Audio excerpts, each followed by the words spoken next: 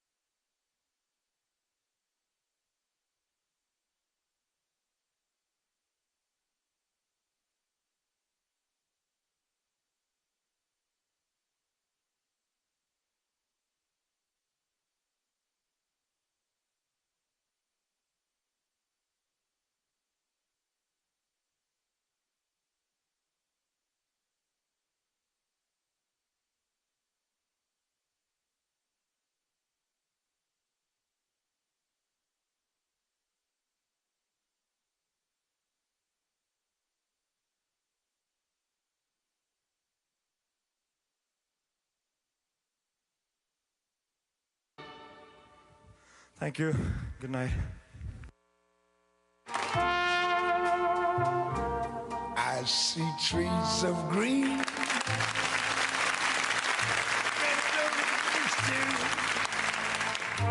I see them blue for me and you.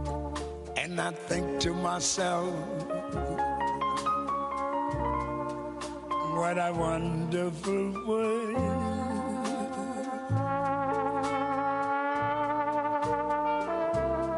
see skies of blue, clouds of white, bright blessed days, dark sacred nights, and I think to myself, what a wonderful world.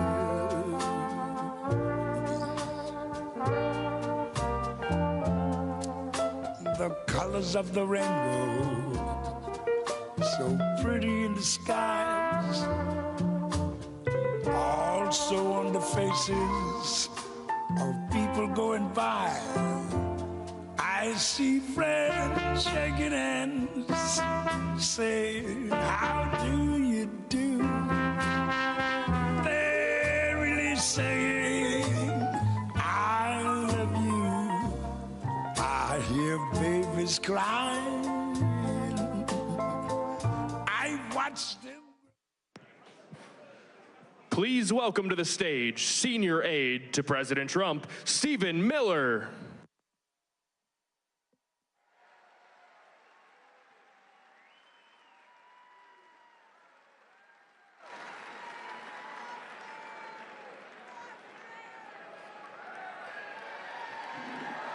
Hello, Johnstown. This city is in my blood, it is in my bones, it is in my veins. Generations of my family are buried in the soil here in Johnstown, Pennsylvania. Every summer growing up, there's nothing I look forward to more than coming up here to Johnstown with my grandma and my grandpa. For those of you who are older, they owned and operated a place called Gloucester Brothers. A family store that was in my family all the way back to the turn of the century, in the 1900s. This town is everything to me. And I witnessed and I saw how the globalists and the corrupt ruling class gutted this town. They stole our dreams, they stole our futures, they stole from us the wealth and the industry that belonged to you, that belonged to your families, that was the birthright of your children. They ripped it up and they stole it. And where did they send it? They sent it to China, they sent it to Asia, they sent it to Mexico, they sent it to foreign countries. And one man has defied that corrupt, elite ruling class to bring our future back to Johnstown and back to Pennsylvania. And what is the name of that man? What is his name? Donald J. Trump. One man who will fight for Pennsylvania. And so my message to all of you, to every one of you here today, to your children, to your friends, your family, your co-workers, your neighbors, is that you will get the last word. You will get the last word, because the globalists are trying everything they can. The communists behind Kamala Harris are trying everything they can to stop Donald Trump from saving Pennsylvania. But Johnstown can be the ones that push Donald Trump across the finish line and reclaim America for Johnstown, reclaim America for American citizens, and reclaim the future of this state. So Johnstown, get out there, give us the win. Johnstown, give us the victory. Johnstown, fight for America. God bless you, and God bless the state of Pennsylvania. Thank you.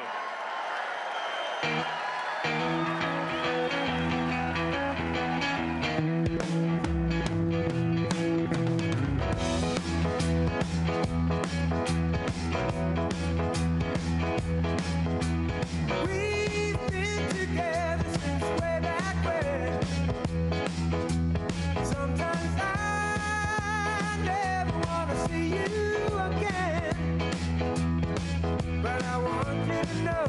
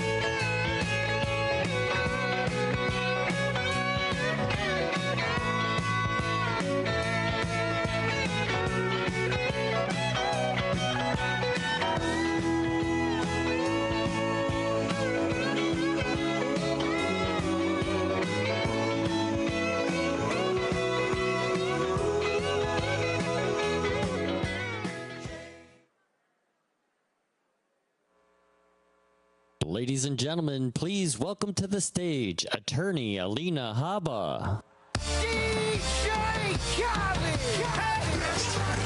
Yeah. All I do is win, win, win, no matter what. Got money on my mind, I can never get enough. And every time I step up in the building, everybody hands go up. And they stay there, and they say yeah, and they say there.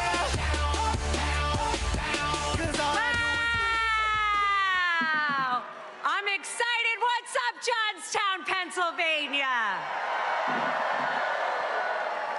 You guys, I'm here with our favorite president. I asked my daughter this morning, what should mommy speak about today? And she answered me so quickly. She goes, Mom, speak about women. I can do that because unlike some people in America, I can define what a woman is.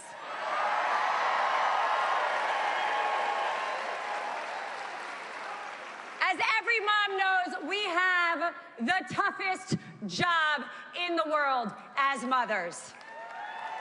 We do. America, do not get distracted by Kamala's talking about her superficial attributes, because it's her policies that are gonna matter. Now, I could stand here and I could talk about them, but I don't use them because I don't need to. This is not a game. We've got to get President Trump back in that White House on November 5th, and we will do it. USA.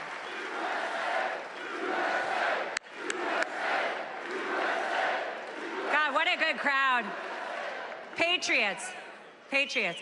Kamala Harris had a chance to be a role model for young girls and women across America to show us what real leadership looks like. Instead, she has shown me and the rest of America what a puppet has looked like for a failing administration.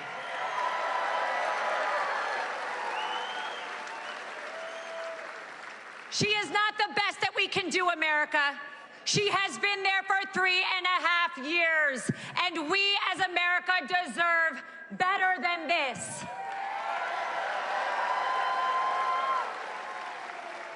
Let's talk about our border, or for what I would call lack of a border. Because while Kamala sits comfortably in her ivory tower, our borders remain a serious American danger zone. Women and children are trafficked, abused, and left vulnerable because of her administration's reckless open border policies. And now all of a sudden she's a MAGA Republican and she wants to build a border where the hell has my wall been for 3.5 years?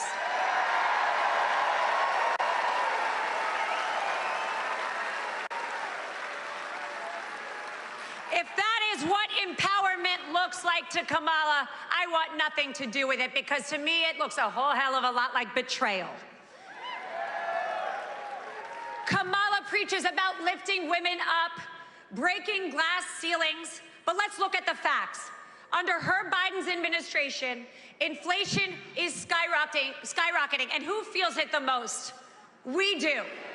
We do. Real Americans, moms, single mothers struggling to put food on the table, women entrepreneurs who can't afford, like me, to keep their businesses open, forcing working moms like me to make tough choices because they don't care.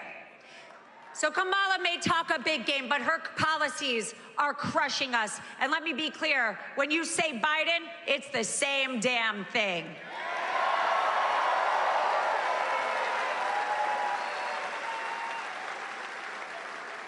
I'm not buying her headline-grabbing stunts. I'm over it. She's not on the ground. She can't answer questions. She is in the Washington elite club with Nancy Pelosi, and they turn on their own. For some time, I was a single mother. I know what their policies do. Small business owners, no matter if you're a man or if you're a woman, we sometimes have to take 2 jobs to survive. She doesn't speak up to help. She sits down and helps Joe hide in the basement, and that's all she's done for us.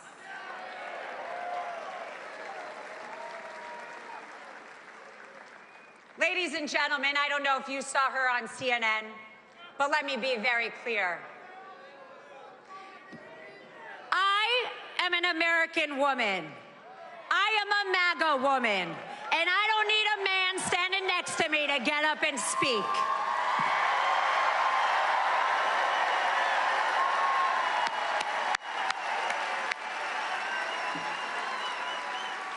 So while Ms. Harris is too busy trying not to giggle in front of the American people, I am going to get my hands dirty and help President Trump save this country. God bless you all. I love you. There is no question the warfare is a part of their problem, and they are desperate like I've never seen. But all I can tell you is they are only desperate for the fear they fear the most, which is the American dream. They are the opposite of it. I will help us preserve America with our great president. And I will tell you right now, the reason I have strength and the reason I am who I am right now is because of one person, the 45th and the 47th President of the United States. God bless America. Thank you.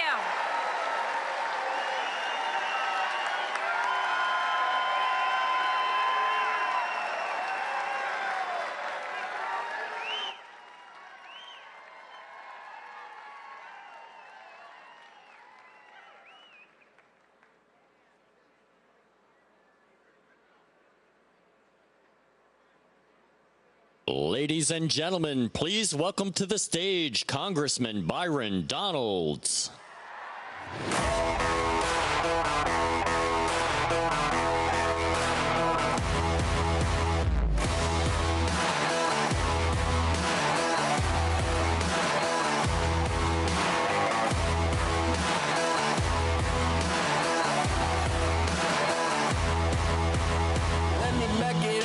The start of the climb, faced with an army of vipers and lions. I had to keep on reaching up, cause it was my time to tear down the kingdom, call out the liars. Got a jail on my heart from the pessimist, got those nails in my mouth for impressionists. Spent too much money on a therapist, couldn't fix me, I accepted it. Gladiator, gladiator, gladiator, fit to fight with the gods, I'm the giant slayer, bone shaker, dominator, freight train wrecking ball, I'm the gladiator.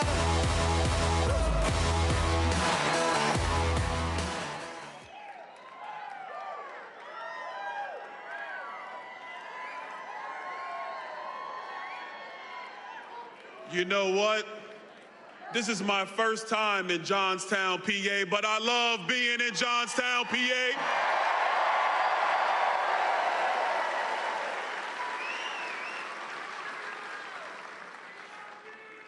And we're here to make sure that Pennsylvania does the job on November 5th and make sure that Donald J. Trump is the 47th president of the United States.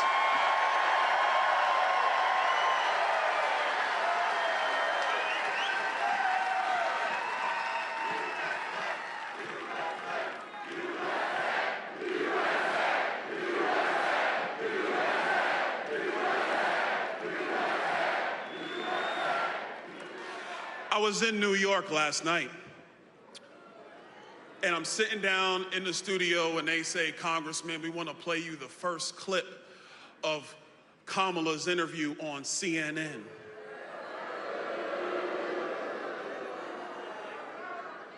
And so, of course, I'm like, sure, let's see it. I'm interested. And I watched the clip. And in my mind, I'm thinking, we waited 40 days for that? I mean, seriously, we waited 40 days for that. You see America and you see Johnstown. It took her 40 days to come out and demonstrate to the American people that she hasn't changed. She said it herself, her values haven't changed. They are the same values that will take away your purchasing power. They are the same values that will shut down fracking in Western Pennsylvania. They are the same values that leave our southern border wide open. They are the same values that have our adversaries emboldened, and there is only one person who can stop her and save America, and that man is Donald J. Trump.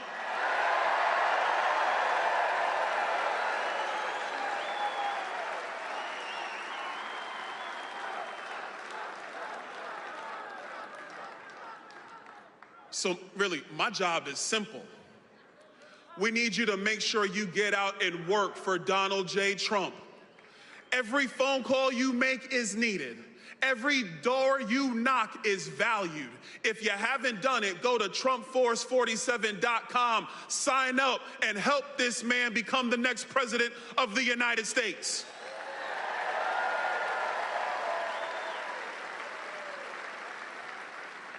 Here's one thing I know. RFKJ, Tulsi Gabbard, Republicans in the House, Republicans in the Senate, moderate voters in our country who have had enough. And they live in Pittsburgh. They live in Philadelphia. They live in Phoenix, Arizona. They live in Milwaukee, Wisconsin. And they all have the same thing in mind. We have got to make America great again. So stand with us, Johnstown. Stand with us, Pennsylvania. Let's win on November 5th. And let's make Donald J. Trump the 47th president of the United States. God bless you. God bless America.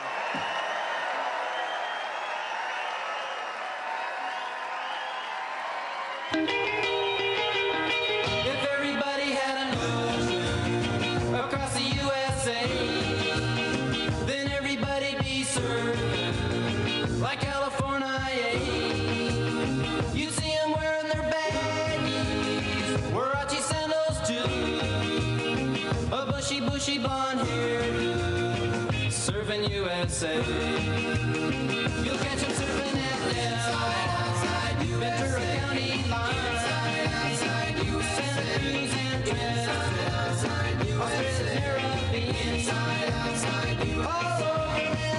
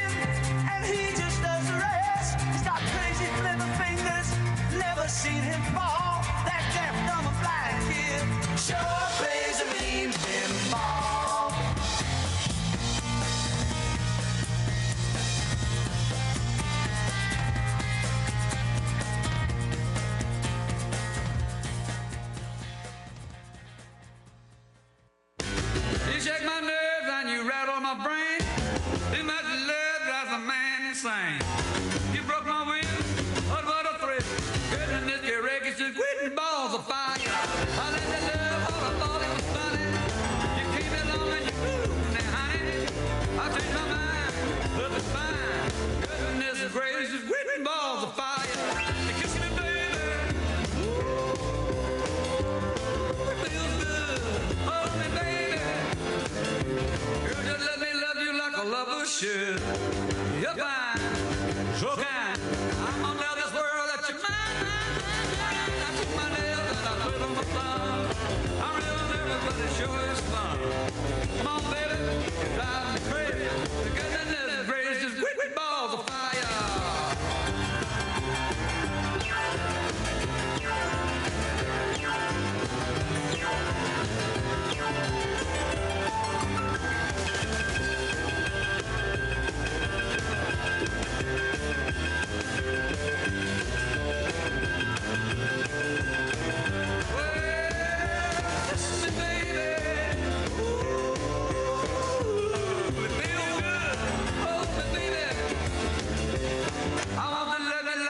Should. You're fine, so kind. I got to tell this world that you're mine. I treat my nails and I flip on my thumb. I'm real nervous because it sure is fun. Come on, baby, drive me crazy. Goodness gracious, quick balls of fire.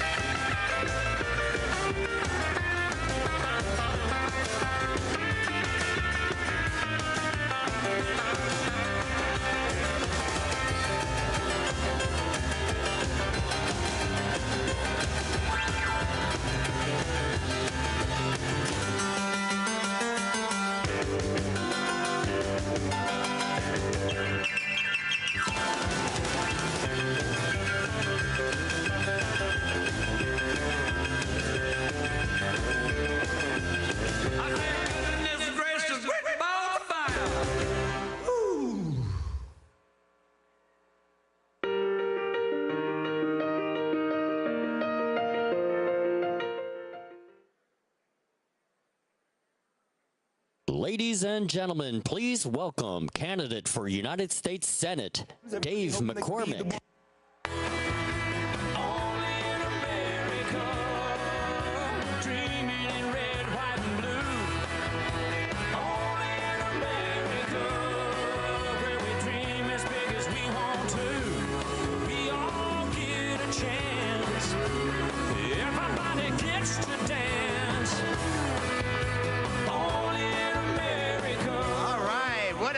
Crowd, thank you. Thank you.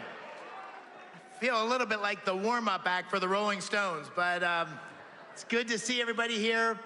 How many people here are ready to retire Joe Biden and Kamala Harris and send them packing? Get President Trump into the White House.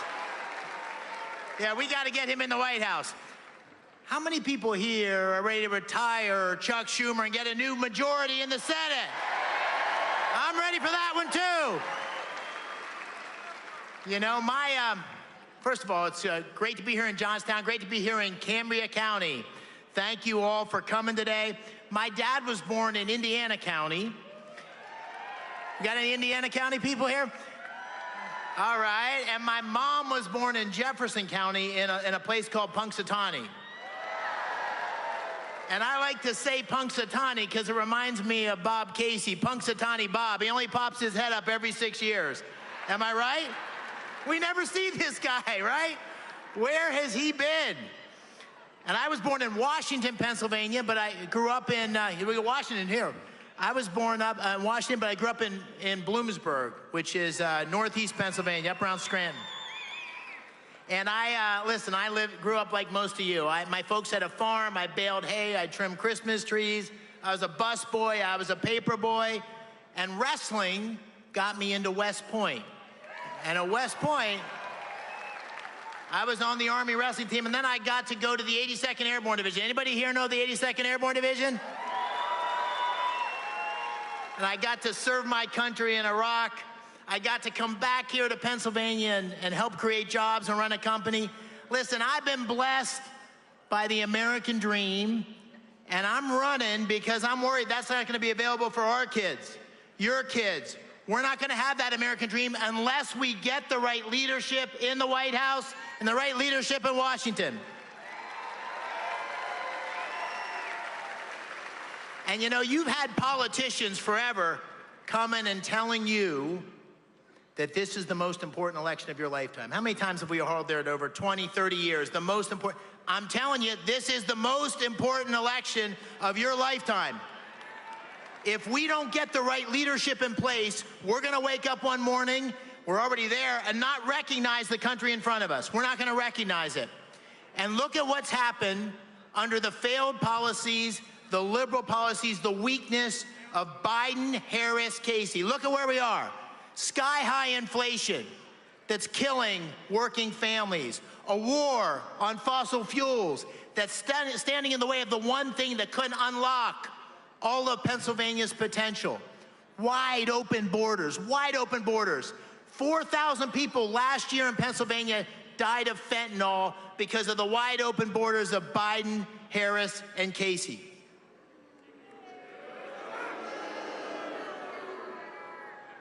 Crime in our cities that's moving into the suburbs, some of the most violent crime statistics in modern history, and our adversaries around the world testing us, pushing us, challenging us because they think we're weak. They think we're weak. Now imagine 4 more years of that kind of weakness, that kind of radical liberal policies under Kamala Harris. Imagine the country we would see with Venezuelan-like price controls, with a wide open border, with trillions of dollars or more spending. That is an America we don't want, which is why we need to put Donald J. Trump back into the White House and a majority in the Senate to get our country back on track. We need common sense leadership to cut spending and create opportunities for working families across Pennsylvania. We need common sense leadership to secure our borders and go after those cartels with military capability if necessary because they're killing Americans. It's common sense leadership that we need to open up our energy sector and become the most dominant energy producer in the world right here in Pennsylvania. And it's common sense that we will only have peace if we have strength. We need strength in the White House, strength in the Senate. My friends, I was at State College, Penn State, I don't know, a couple months ago. I met with a bunch of college Republicans, about 50 of them. They may have been the only Republicans at Penn State. And I said to them, what I'll say to you is, listen, I'm going to be okay no matter what happens in this election. Many of you are going to be okay. We got more years behind us than in front of us. I'm 59. I got more years behind me than in front of me. But our kids are not going to be okay. Their kids are not going to be okay. We need to treat this election like our life depends on it, because, ladies and gentlemen, it does. Let's make Pennsylvania great again. Thank you.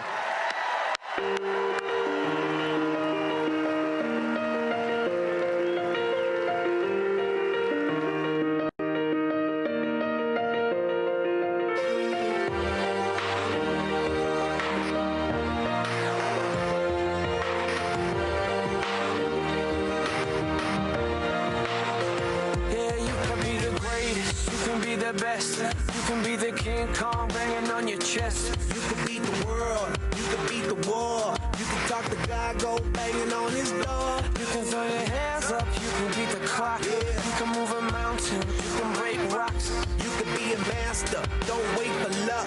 Dedicate yourself and you go find yourself. Standing in the Hall of Fame. Yeah. And the world's gonna know your name.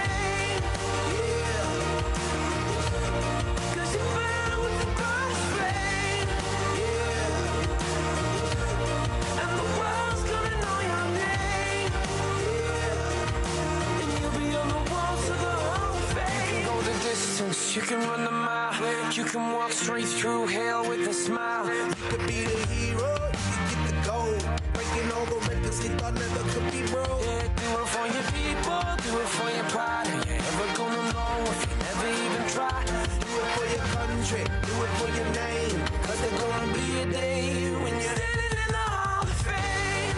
Yeah. And the world's gonna know your name.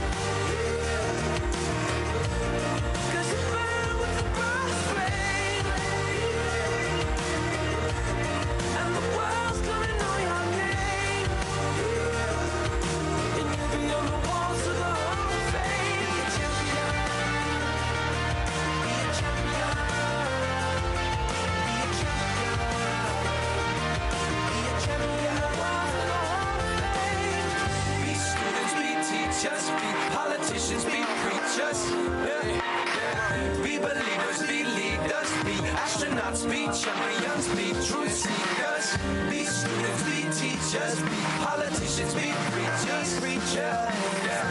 Be believers, be leaders, be astronauts, be champions, standing in the Hall of Fame. Yeah. And the world's gonna know your name. Yeah.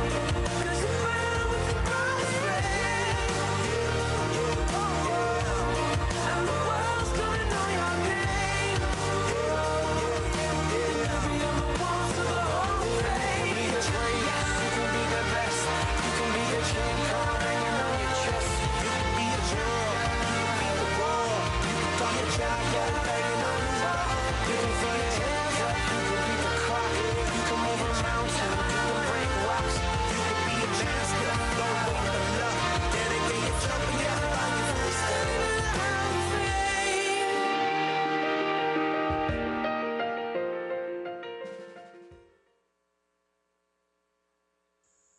I've been selling my soul, working all day, overtime hours for bullshit pay, so I can sit out here and waste my life away, drag back home and drown my troubles away. It's a damn shame what the world's gotten to for people like me, people like you. Wish I could just wake up and it not be true, but it is. Oh, it is living in the new world with an whole soul. These rich men north of Richmond, Lord knows they all just wanna have total control. Wanna know what you think, wanna know what you do, and they don't think you know, but I know that you do. 'Cause your dollar ain't shit, and it's taxed to no end. 'Cause the rich men know the rich men.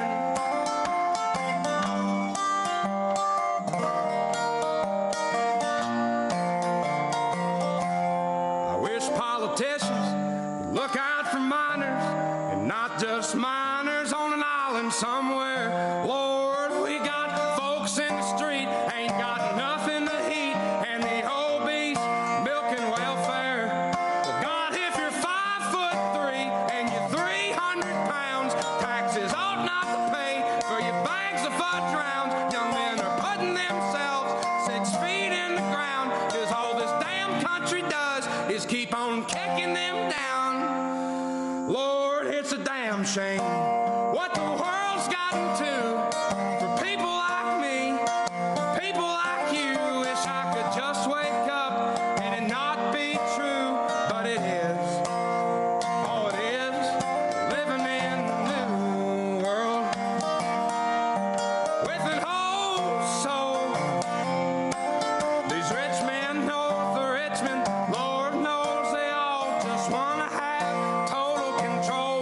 Wanna know what you think, wanna know what you do, and they don't think you know, but I know that you do. 'Cause your dollar ain't shit, and it's taxed to no end.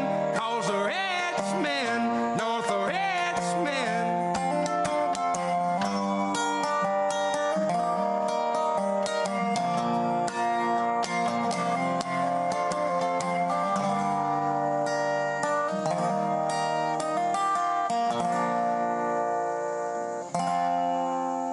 I've been selling my soul, working all day, overtime hours for bullshit pay.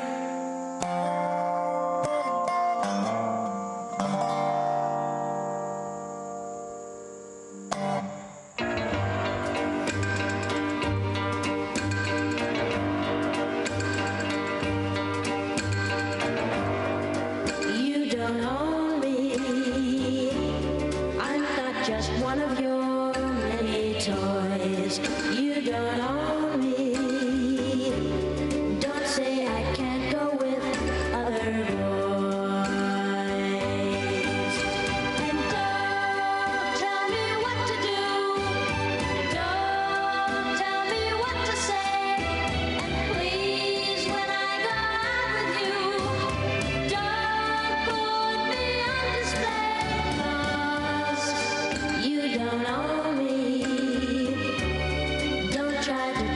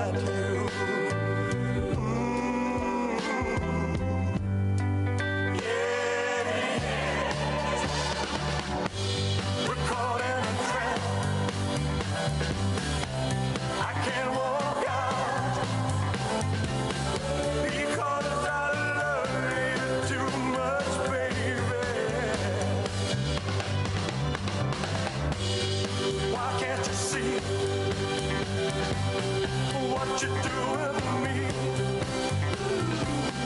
When you don't believe a word I say,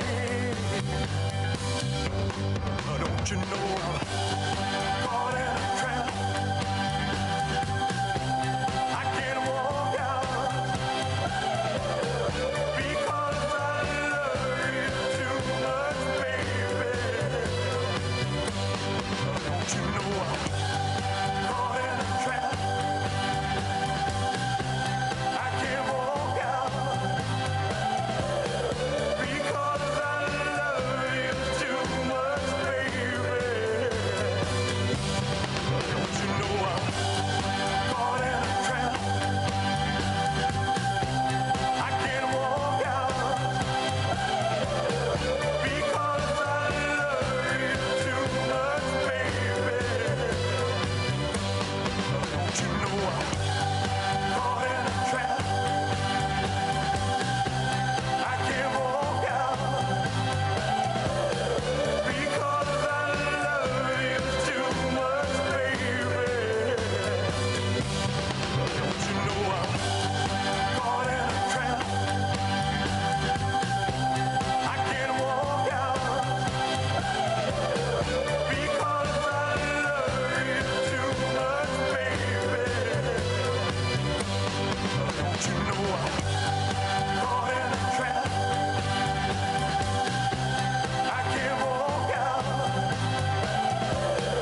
because I love you too much, baby. Don't you know I'm caught in a trap?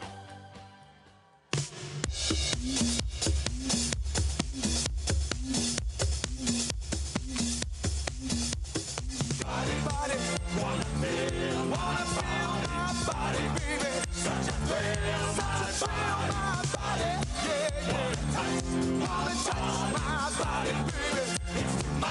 It's too much, my body, yeah. Check it out, my body, baby. Don't you stop my body, yeah. Talking about my body, well, listen up. Every man wants to be a macho man. To have the kind of body, always in demand. Jogging in the mornings, go man go. Workouts in the health spa, muscles glow. You can best believe that he's a macho man. Ready to get down with.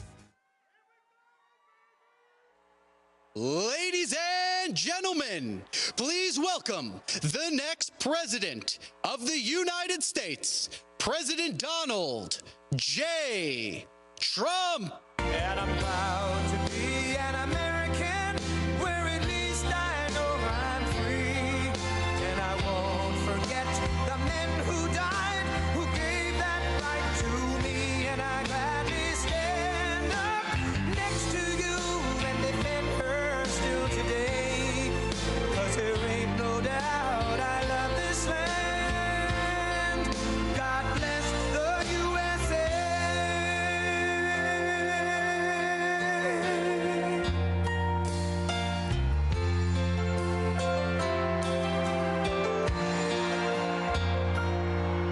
From the lakes of Minnesota to the hills of Tennessee, across the plains of Texas, from sea to shining sea, from Detroit down to Houston and New York to LA, where there's pride in every American heart, and it's time we stand and say that I'm proud to be an American, where at least I know I'm free. And I won't forget the men who died, who gave that right to me. And I gladly stand up next to you and defend her still today. 'Cause there ain't no doubt I love this land. God bless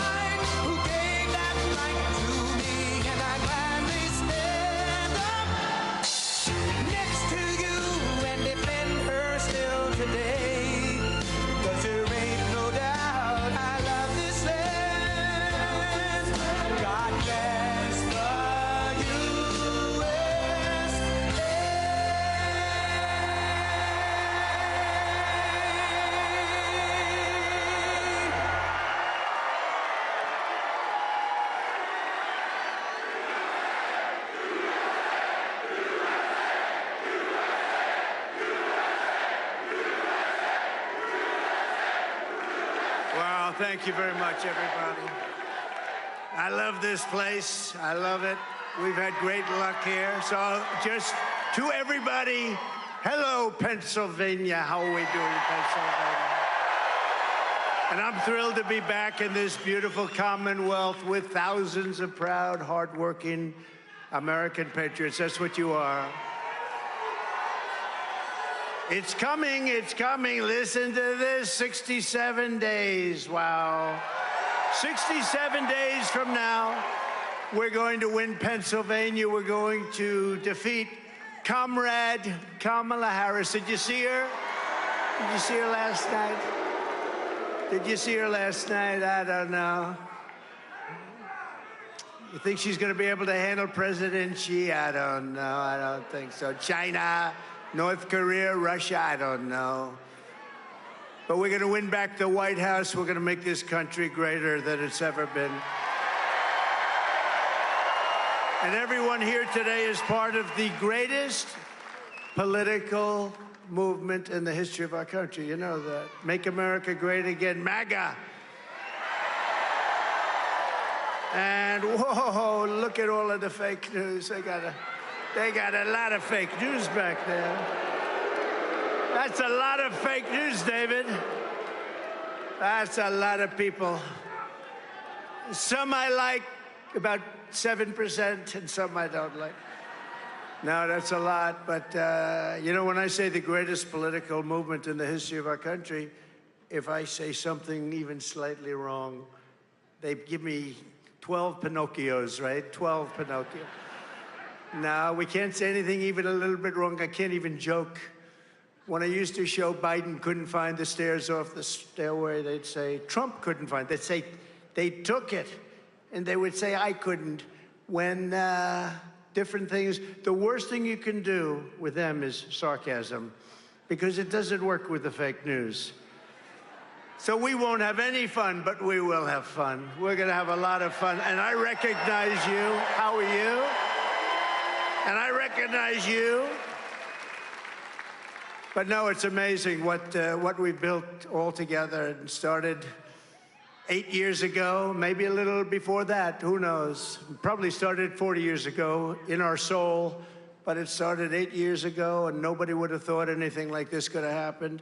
And it represents a tremendous piece of the Republican Party, and more importantly, it represents a tremendous piece of this country, tremendous piece, a lot more than 50%. Therefore, we have to get out and vote.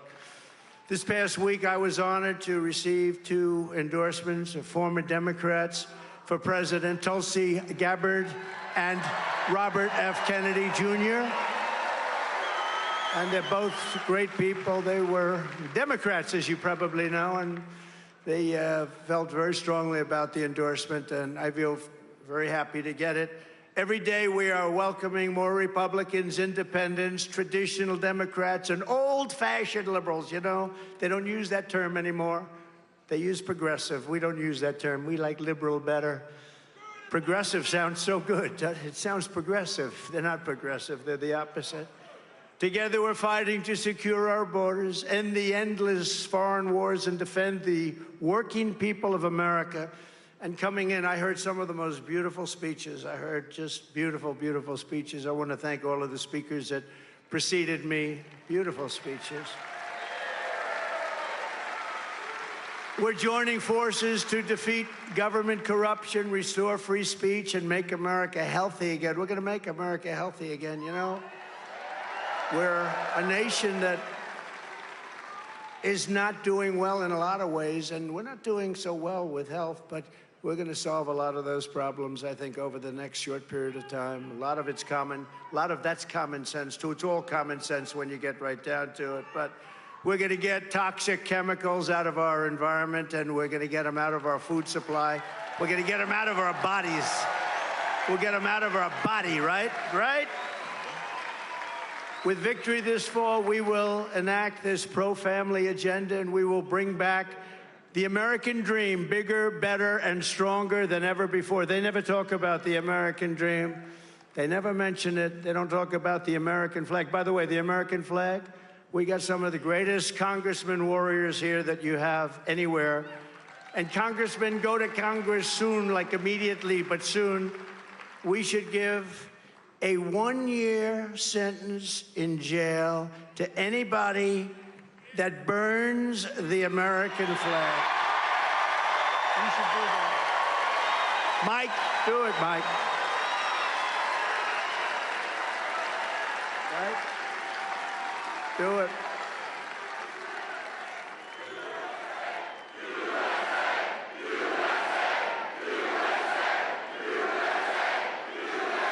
That looks so bad at the Democrat National. I always call it Democrat. You know, they want it to be called Democratic. I said, then change your name. They don't change their name. Sounds worse, so I use it. But at the Democrat National Convention, I watched those American flags burning all over the place. I think it's a disgrace. And they said it's unconstitutional to stop it. Like hell it is, okay? Like hell it is. It's not unconstitutional. It's like when I stopped the riots in Washington. They were taking down statues. They were having a lot of fun. They didn't know what they were doing, having a lot of fun. And I pulled out an old law from 1907, because we don't pass laws like that are tough.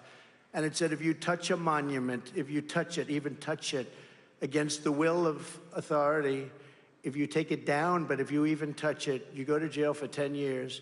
And there's no 9 years and 5 months, it's 10 years. And so I signed it, I took it out, it was dusty. It was old and dusty.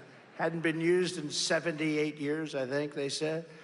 And I signed it, I announced it, and I watched about 10,000 asses I could watch from the back as they left town. They were all gone.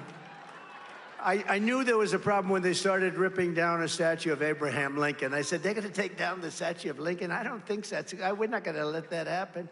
And we've got to be tough, because if you see what's happening in Aurora, Colorado today, did you see that? Where Venezuelan gang members have taken over parts of the city. They've taken over apartment houses because these stupid people that we have leading our country are allowing these people, these criminals, to come into our country, and we're going to get them the hell out of here. And this is just the beginning. Wait till you see what happens. Wait till you see what they're doing.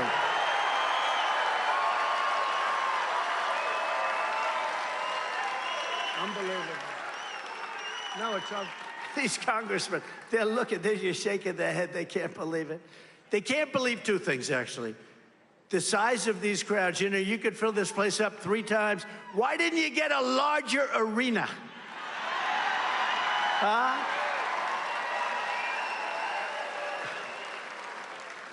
Somebody said, as we were riding by, oh, it's too bad the arena hasn't started filling up. I said, no, you don't understand.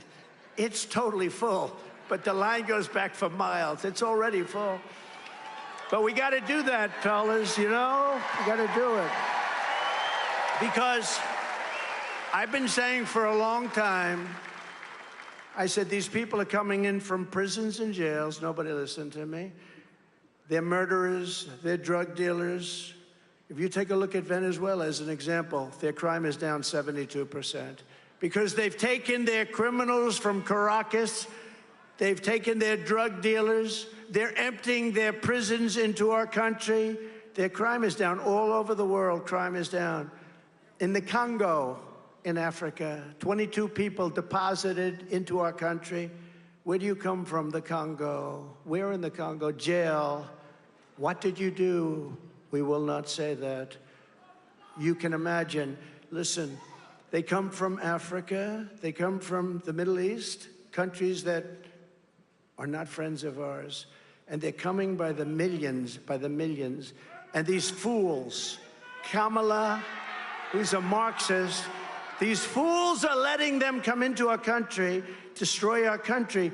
And I said, you know, did you ever see the hat? I don't want to brag, but they do have a big selling hat. You know what it says? Trump was right about everything, right? Front row Joes. Front row Joes. Right? No, but it's... Hey, look, if I ran one of those countries, I would be doing better than them at getting the people out. You run a country, The country's inundated with really tough people that are criminals.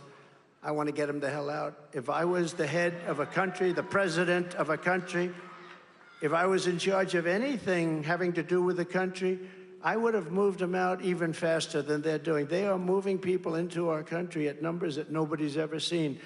And those countries are becoming safe countries. And wait till you see what's going to happen. You know, they're just getting acclimated. You know what that means, acclimated? They're getting used to a society that really goes too far. The only thing they go after is guys like Trump because he protests an election. That's the only thing they're good at going after. They don't go after criminals. They don't go after people that kill people. They don't go after drug dealers that kill, on average, 500 people during their lifetime.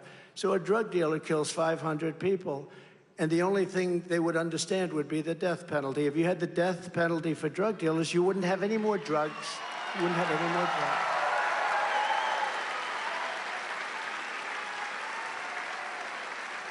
Instead, we formed blue ribbon committees made up of our great First Lady and lots of people like Steve Witkoff, great developer in New York.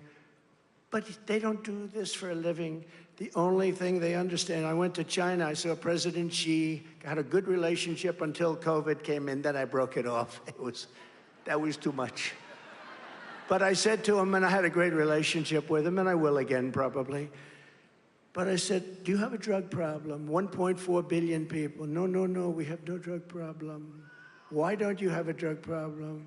Because we have the death penalty, he said, for drug dealers. If they sell drugs, they die, he said.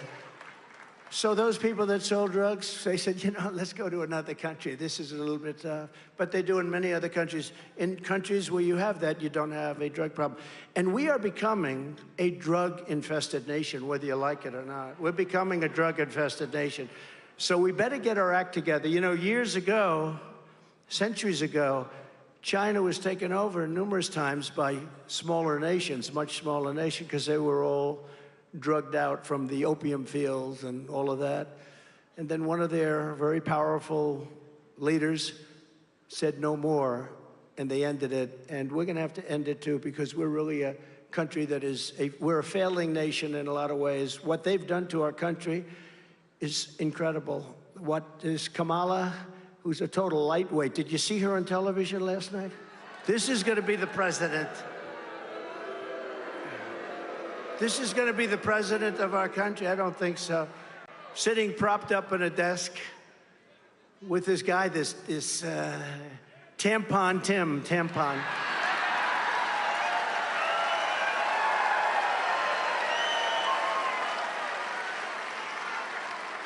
And it's the first interview she's done in, like, nobody's ever seen anything like it. And if you're too weak to do a one-on-one interview with a person that was so soft, you know, I know Dana, she's always, you know, always nasty. She was so nice to the Democrats. It's much easier to be a Democrat, but we don't agree on their policies because their policies will destroy our nation. So we can't do that. We can't do that. But it was a very weak interview from the standpoint of CNN. I think CNN should be ashamed of themselves. If that were me, aren't they? Sir, I heard you want the death penalty for drug dealers. Why? Well, you know, I'd like to end the drug epidemic, if that's okay. Remember this, and I said it. Every drug dealer, on average, kills 500 people. That's not mentioning all of the families that are destroyed forever. They're destroyed forever. And we have to do something about it because we are becoming, and we are, a drug-infested nation. We have to do something. And if you did that meaningfully, you will, in 1 week, stop the drug problem. Nobody's going to be selling drugs. Nobody. I don't know if the country's ready for it, but they should. You know, we lost, they give you fake numbers, the real numbers. We lost probably 350,000 people last year to drugs, to fentanyl and other drugs. I had to deal with President Xi, who was going to put that on their ultimate crime list. That's where they give the death penalty. If they make it in China, they sell it here. He was going to give the death penalty. When we had a rigged election, what happened is, when I left, They never picked it up. Biden never picked it up, so they never did it. But they were going to give the death penalty, which is their ultimate punishment. You can't get too much more ultimate than that. They were going to give the death penalty to the fentanyl makers in China if they make it and sell it in here. And they were going to do it because, you know, otherwise we weren't going to do trade. Little things like, we won't trade with you anymore. We won't pay you billions of dollars anymore. So easy. So easy. But people like Kamala, she let San Francisco die. She destroyed probably the greatest city, maybe one of the greatest cities, but could be. A friend of mine, Bob Tisch, used to say years ago, he said San Francisco is the greatest city in America. That was probably 1670. He passed away, great guy, he passed away, but he used to talk about San Francisco all the time. Today, you can't walk into San Francisco. She destroyed it. She destroyed. She's the one that started it, too. She was the district attorney. Then she destroyed California along with Gavin Newsom. You know, one of the truly bad governors. But the fake news is doing everything possible, everything they can to help Kamala Harris. Do you ever notice nobody knows what her last name is? I go, okay, I'm going to give you the first name. Tell me the last name. I say, Kamala. They have no idea who the hell she is. But as they find out, you notice our poll numbers are starting to skyrocket. When they find out that she's a Marxist, when they find out her father, you know, is a Marxist professor, you know that. When they find out that she was the one that destroyed California and San Francisco a long time ago, you can't have this. Look, we have to put our country back into shape. Somebody said, women don't like Donald Trump. I said, I think that's wrong. I think they love me. I love them. I love them. Speaking of them, North Carolina, these women, this is number 227 rally. And they've been to some other than rallies. 220.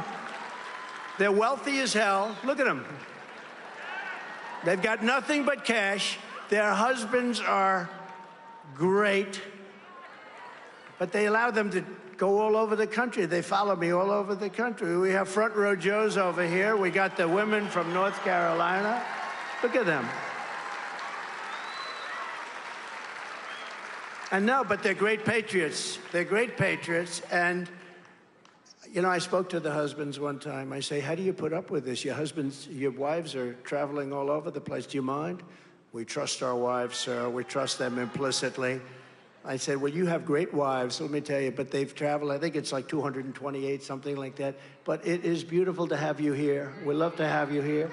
Always perfectly coiffed. They're always perfectly coiffed, right? They're beautiful. They're great women, and we appreciate their being here. We appreciate you guys being here. You were here in Butler. They were there in Butler. I remember they were standing there in the front row Joes. You know what? They get here like 3 days early. They wait around for 3 days, 4 days.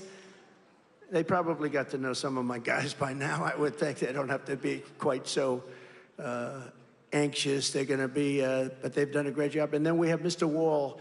Irving Wall, would you please stand up? Irving Wall.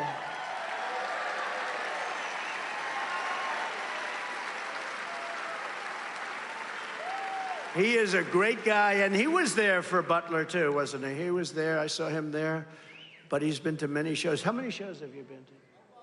He's lost track. I agree. I agree, but I appreciate it. We appreciate it. The whole place appreciates it. Ultimately, they're patriots. It's not about me. These are incredible patriots. These ladies are incredible patriots. So I just want to thank you. Incredible. But to show you how bad the fake news is, some of the Gold Star families, you probably read this over the last couple of days, and you know, a lot of people say, sir, don't hit down on them, the fake news. Don't hit down, sir, don't even mention. I said, should I mention it? Don't hit down. Well, but it became sort of a story. So I always like to mention it, because if you don't mention it, our supporters don't really know what to believe, and they sort of believe this stuff. So the Gold Star families and incredible people, and I got to know them because the 13 families who were, as you know, lost a loved one in Afghanistan. so needlessly because we have an incompetent president and vice president, grossly incompetent, and we had Milley and these incompetent generals that should have been fired immediately. Not one person was fired over Afghanistan. And by the way, Russia saw that, they went into Ukraine because they said, I had no idea that the United States was so stupid. So, and you know, when I was running that, I spoke to the leader of the Taliban. They run the whole deal. And I said, Abdul, don't even think. Don't do it, Abdul. Don't do it. Because they were shooting, they were killing our people. And they were really killing them previous to me and Obama. They were killing them in the Obama administration and with Biden. But how did he do in the debate? A friend of mine said, sir, what did you do? I said, how good was I tonight? Sir, you probably got him thrown out. Now you're going to have to run against somebody new. I said, I don't care. I have to do what I have to do. We have to do what we have to do, right? And I look forward to the debate with her. But what happened, so with Afghanistan, you know, I do the weave. You know what the weave is? I'll talk about like 9 different things, and they all come back brilliantly together. And it's like, and friends of mine that are like English professors, they say, it's the most brilliant thing I've ever seen. But the fake news, you know what they say? He rambled. That's not rambling. When you have, what you do is you get off a subject to mention another little tidbit, then you get back onto the subject, and you go through this, and you do it for 2 hours, and you don't even mispronounce one word. And they say he had 100,000 people. You know, in New Jersey, we had 107,000 people. They never like to report it, so I say it. But in Wildwood, New Jersey, they announced 107,000 people. And then they say, well, look at this. I mean, if you gave me a big arena, we would have said 45,000 people or something. But it is rather brilliant. But they say, yes, you rambled, but in Afghanistan. So what happens is you take the wonderful families, and they come in, and we're in Washington. They said, would it be possible, sir, would it be at all possible for you to come because we're celebrating our child's life? The child was buried because of Joe Biden and Comrade Harris.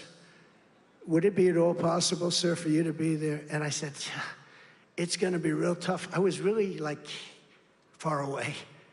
And sometimes it's tough. But I said, you know what? We have to do it. And I got my team, and I said, let's go. We're going to Arlington Cemetery. Okay?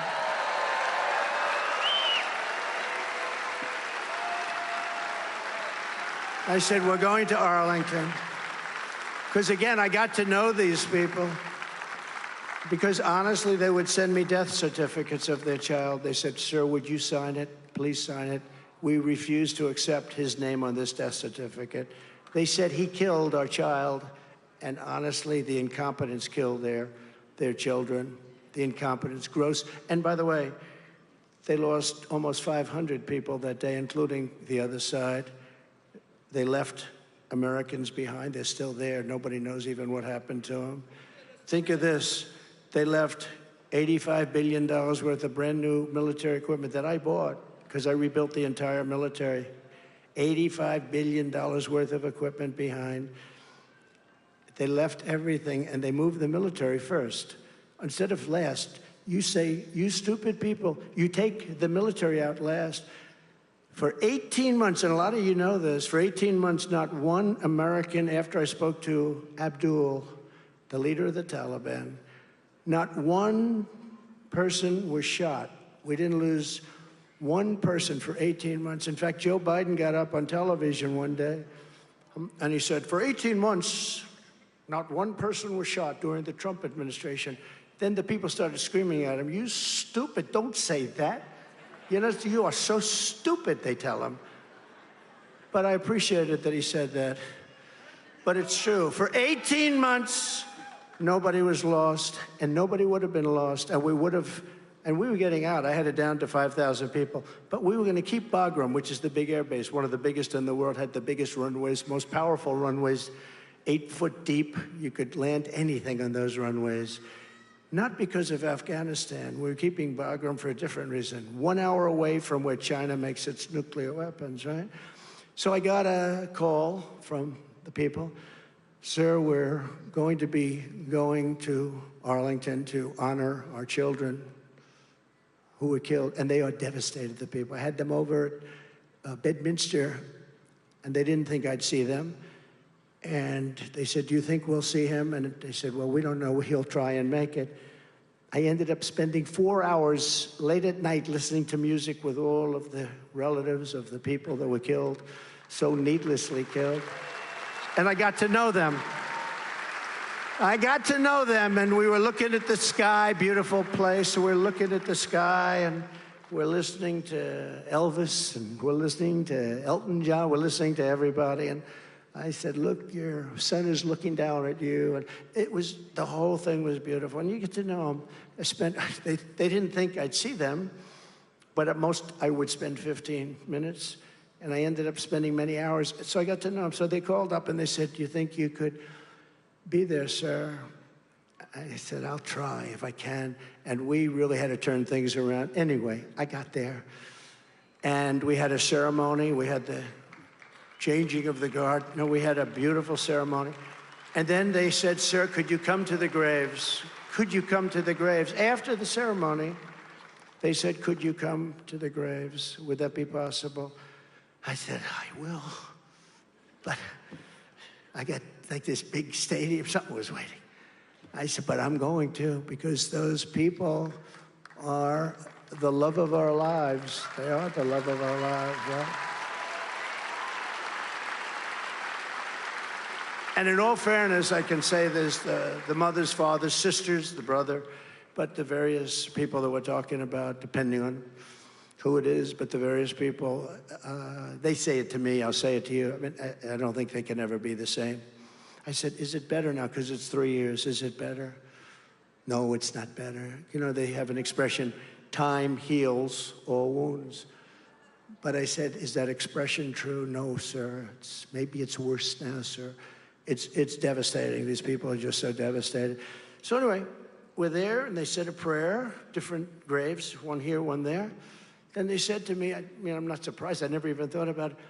Sir, would it be possible for you to have a picture with us by the tombstone of my son? You know, the beautiful white tombstones, marble, beautiful, beautiful things, and carved, engraved with the names on them.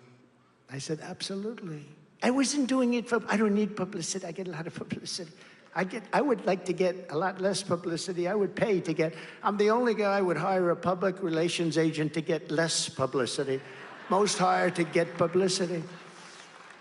So I was taking pictures at the grave, one with the sister, and then the mother, and then the father come in, and then another group at a different grave.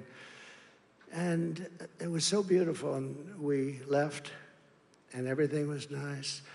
And then later on that day, I heard that we were using the graves of those soldiers for public relations purposes, you know? And that was all put out by the White House. Joe Biden killed those young people because he was incompetent. And then they tell me that I used their graves for public relations services, and I didn't. And I'll tell you what, it was a disgrace. And she was involved. Remember, she said she was the last person in the room, right, when they made the decision. And pulling out was okay, but not pulling out like a bunch of incompetent fools. And that's what they did. We had them in such a great position. But when I took those pictures, it was so beautiful. They were crying. Everybody was crying. They were talking about 3 years ago, because of a grossly incompetent group of generals, and we have great generals. Don't forget, we defeated ISIS entirely with great generals, real generals, not these television morons that you see all the time. But when I saw that, I said, I think I have to talk about it. Now, my people said, don't do it, sir. Don't do it. But if I don't tell you the story, you're going to read. It was front page of the Washington Post, which has lost approximately 57% of their readers over the last 3 years. It was a story in the New York Times, which is losing reader after reader. I'm happy about that. I have to be happy because they truly are the enemy of the people. They are the enemy of the people. They tell false stories about me. That's all they do is they write false stories. They're incapable. I could do the greatest thing. I got to tell you, I ran for office, and they were covering it viciously. But it was front page every day. And then I won. I beat everybody. And I had a story on page 17. So I won, David. And my story was on page 17. But I was always at page 1 when I made a little speech or something. It's, that's why they call it the fake news media. It's desperately trying to hide Kamala's failures and extremism from the public. They don't want the people to know how unfit she is to serve. She's unfit to serve. Everything she touches, she ruins. Just to finish this, I love those people. I'm so happy they took pictures of me and them and the tombstone and their lovely son or daughter. There was a daughter, too, and an incredible daughter, frankly. I've almost gotten to know them, even though I never met them, but I know everything about them. The mother would walk up and say, "Sir, may I tell you about my boy? You know, he was a football player, and he could throw the ball so far. He played quarterback, sir. And one day," and I realized that she's telling me a story and crying about her son, who's now in a grave because of Biden and Kamala. And I listened to that whole story, how the ball was caught, how the ball was thrown, how the team did, the season the team had, and I let her talk. And then these people accused me of doing this for public relations reasons. And the fact that we even got there, so I just want to, and they were so good. They said, "How dare they do that?" We asked him. They did ask me. And, you know, they actually came to my defense. It's nice, because sometimes that doesn't happen, too. But they really did. They said, "We asked him to be here, and we want him to be there always." And I just think that's great. And we love you all. Thank you.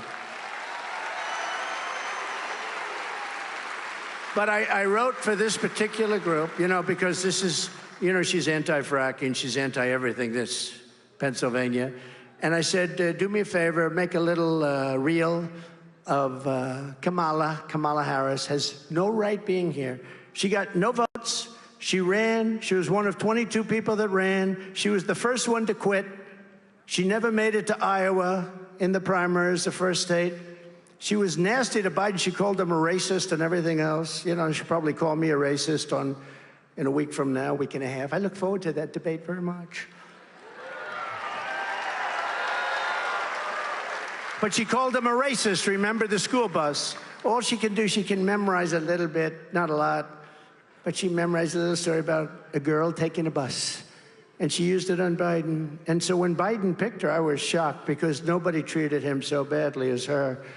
But let's take a look at the real Kamala Harris. Yeah, I am radical. We need to get radical about what we are doing and take it seriously. As President of the United States, I am prepared to get rid of the filibuster to pass a Green New Deal. There's no question I'm in favor of banning fracking. We have to have a buyback program, and I support a mandatory buyback program. I believe it will totally eliminate private insurance. Let's eliminate all of that. But would you support changing the dietary guidelines? Yes. You know, the food pyramid. What people yes. Yes. To reduce red meat specifically. Yes, I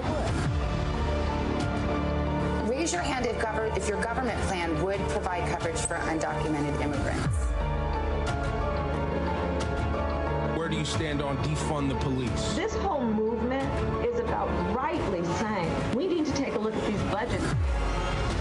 Harris asserted that ICE is perceived as the modern-day Ku Klux Klan. Are you aware that there's a perception? I see no. Are you aware that there's a perception? That puts ICE in the same category as the KKK. Is that what you're asking me? I see no parallel. I'm not finished. I see none. And yeah, I am radical. We need to get radical about what we are doing.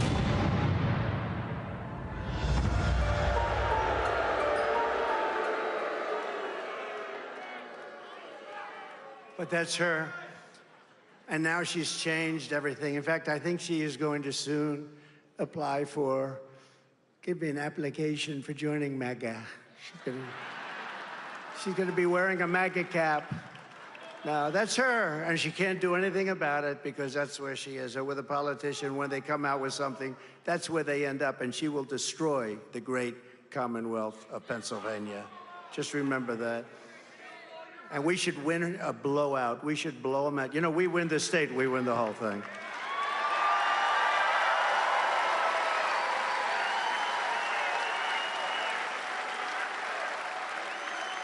And we won it in 2016, and we did much better in 2020. You know that, much better. With the whole election. Actually, in 2016, we did great, but 2020, we did much better, generally. Since Kamala and the media don't want to talk about her radical record, we will.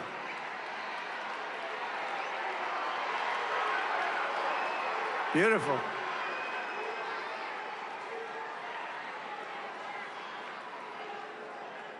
That's beautiful. That's all right.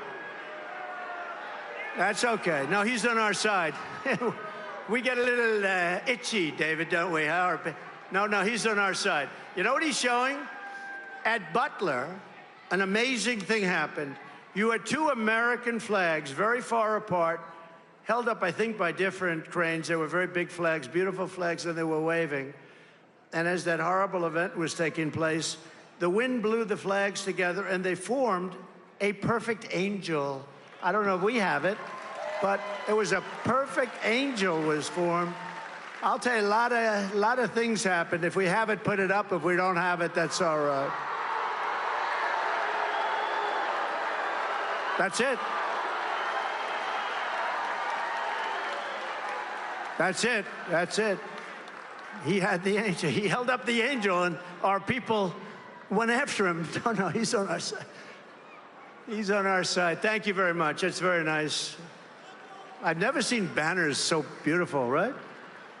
No, he's on our side. I mean, the problem is if he was on our side, you know, we can have 35, 40,000 people trying to get in. And if one person stands up and says, I don't like you, Trump, it becomes a headline. Major problems, right? No, but he is on our side. Thank you very much. That's nice. For nearly 4 years, Comrade Kamala Harris has overseen a nation-wrecking border division, flooding our communities with 20 or 21 million, and it could be much more than that. And don't listen to 15 and 16. You're way gone. Those days are gone. 20 million illegal aliens from 158 different countries as of now.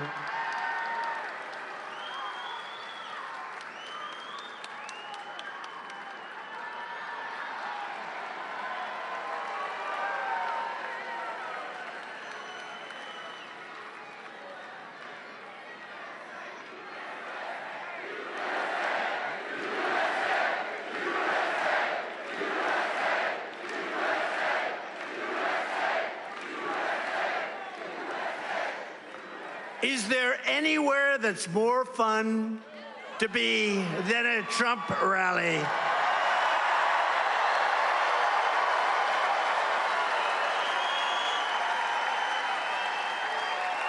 Right? There's nowhere. There's nowhere. It's nice Friday. You know what? And we have plenty of time. Friday afternoon. Steve is here. David's here. All my friends are here. We have the best son in the world here.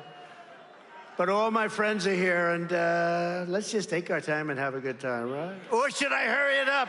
Should we give you the short version or the longer version? Harris lost. Listen to these numbers, though. Seriously, if this were a Republican, they'd be stringing them up. Now listen to this number, because you have to understand what it means. 325,000 children have been lost. They've been allowed to be trafficked all across our borders. She flew in illegal aliens by the hundreds of thousands, and many of these were young children. But we have no idea where, think of the number, 325,000 children are missing. Many are dead. Many are involved in sex operations. Many are working as slaves in different parts of probably this country and probably many others. But she was the border czar. Now she says, I wasn't the border czar. But she was. It was headlines, border czar, border czar. But now she doesn't want that term. But whether she was a border czar or not, she was in charge of the border. 325,000 children are missing. She created a fast pass entry program to speed the admission of illegals into all of our ports of entry. And remember when they said, no, we're gonna, oh, now they have a new line. We created a strong border. No. They keep saying it over and over. The worst border in history. But they think if they keep saying it over and over, most people aren't like us. They're not that, they drive a cab. They're carpenters, they're electricians, they're accountants, they're lawyers. They're not like into it other than they like Trump. Meaning they like our policies, because it's not about me. This is not about me. I had a nice life. You can ask my friend. I had the greatest life. I could go to the most beautiful places, look at the most beautiful oceans in the world. Instead, here we are, and I'm happy as hell to be with you because I like it much better. I like this much better.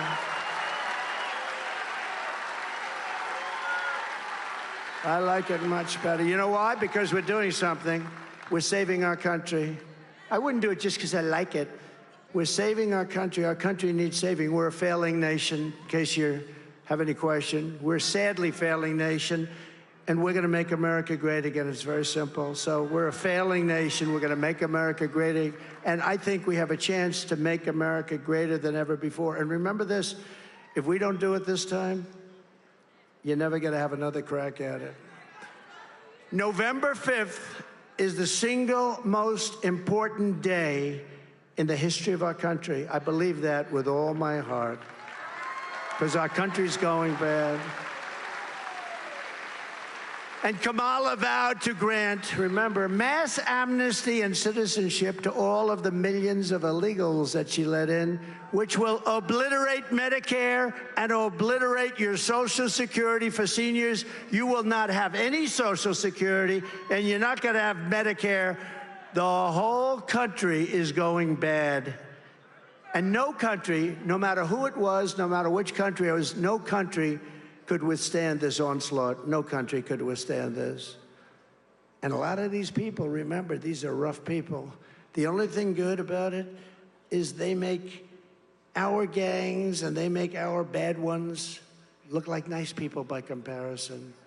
We have bad ones too, but compared to the people that are coming into our country, our criminals are very, very nice. These are really tough ones. They come from prisons. Remember that. Many of them come from prisons, and they let them out of the prisons. Why should they keep them when the stupid United States will take care of their situation? Remember that. And this is what you're voting on, by the way, at the end of September, much before November 5th. I always use the term November 5th, but I'm talking about, because today we vote 2 months early. We vote after early. Nobody knows what the hell we're doing. The elections are so screwed up. We have to get back in, and we have to change it all. We want to go to paper ballots. We want to go to same-day voting. We want to go to citizenship papers, and we want to go to voter ID. It's very simple. We want to get rid of mail-in voting. Mail-in voting. Jimmy Carter headed up a commission. By the way, the happiest man in the United States today is Jimmy Carter, President Jimmy Carter.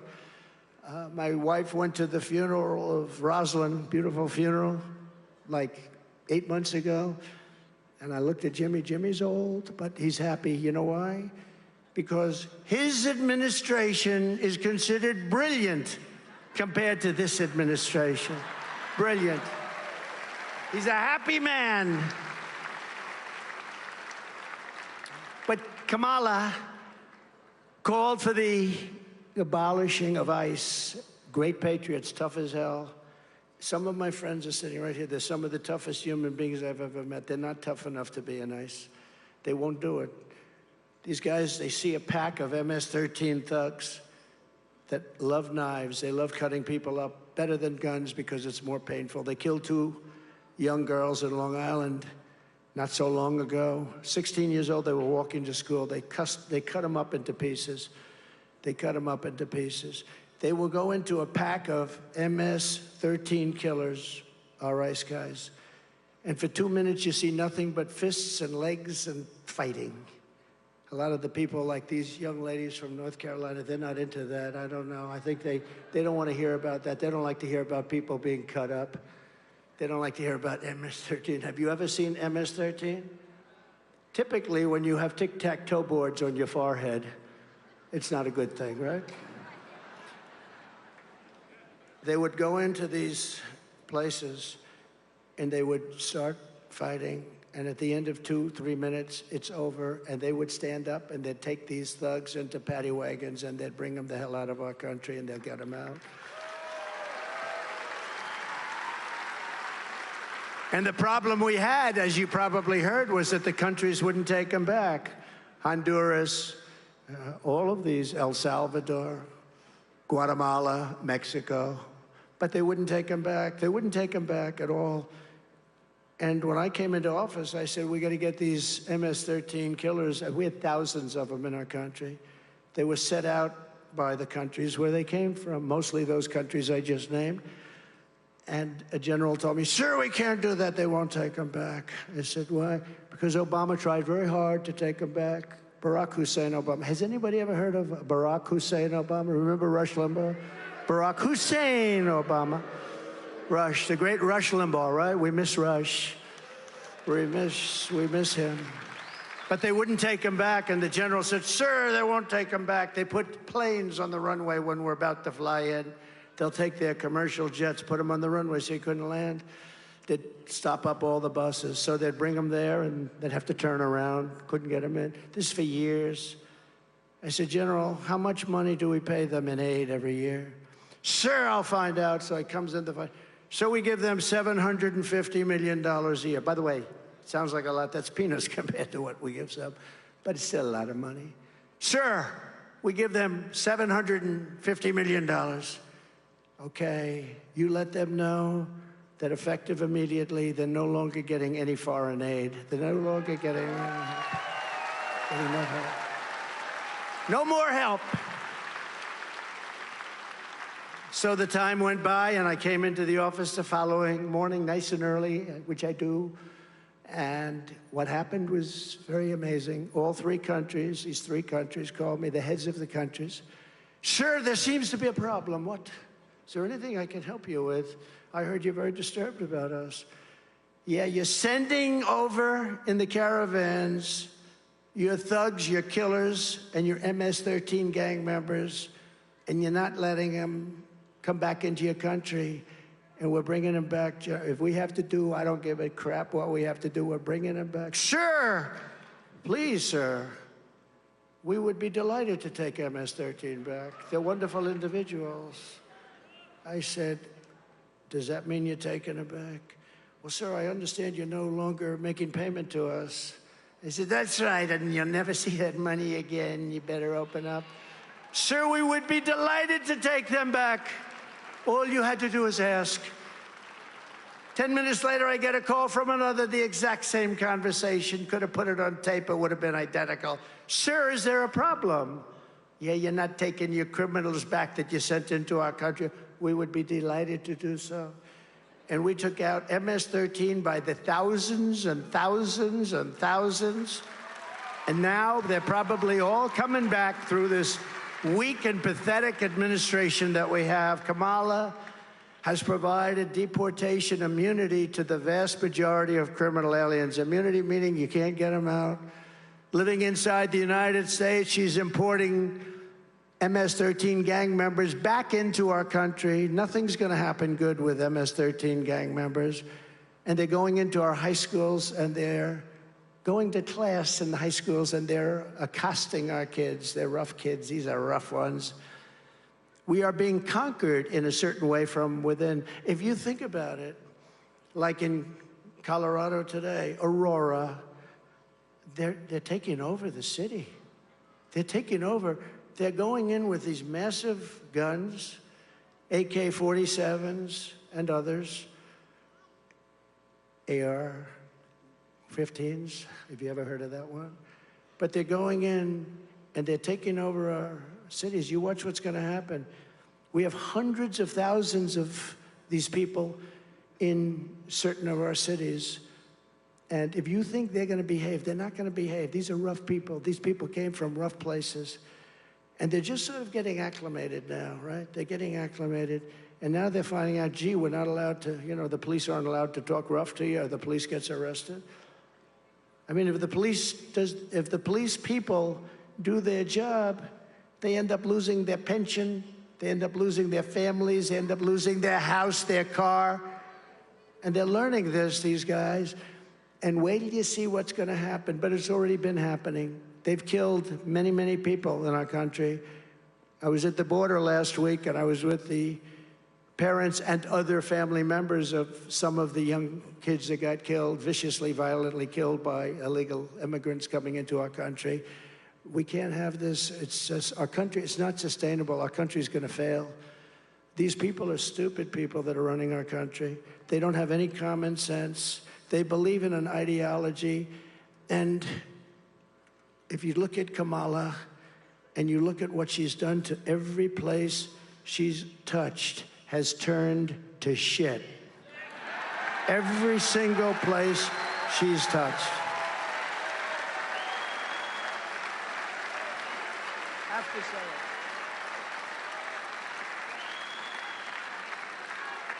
it. Every place she's touched, you know, you might have heard this, Franklin Graham is wonderful. And he wrote me a letter and he said, sir, I love your stories and I love listening to your rallies, but could you please don't use foul language? Your speeches would be even better if you didn't use foul language. But there's an example. It's not really that bad a word, but how can you top that word for what I'm talking about, right? What word? Every place she touches wouldn't be nice. That would be a thud. It would land with a thud. No. And Franklin's probably right.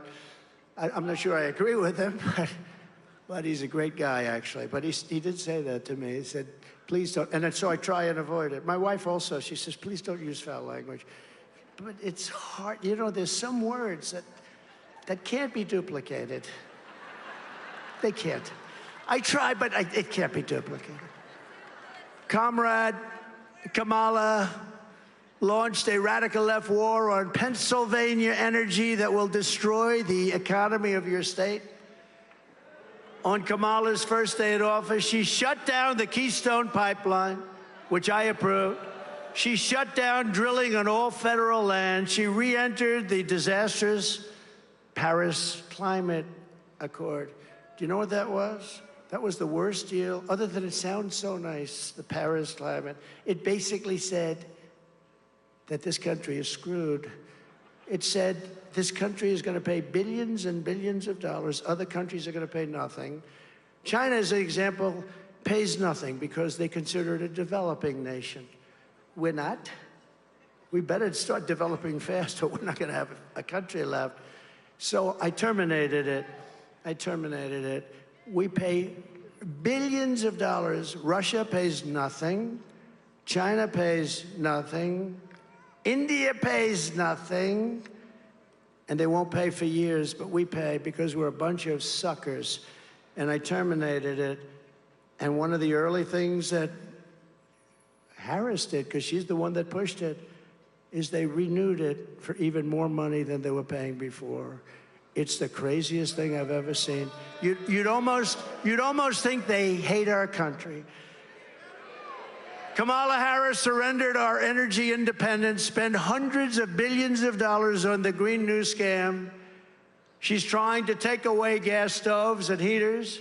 She's vowed repeatedly that we will ban fracking. We will always ban fracking. She just said it today. I saw it.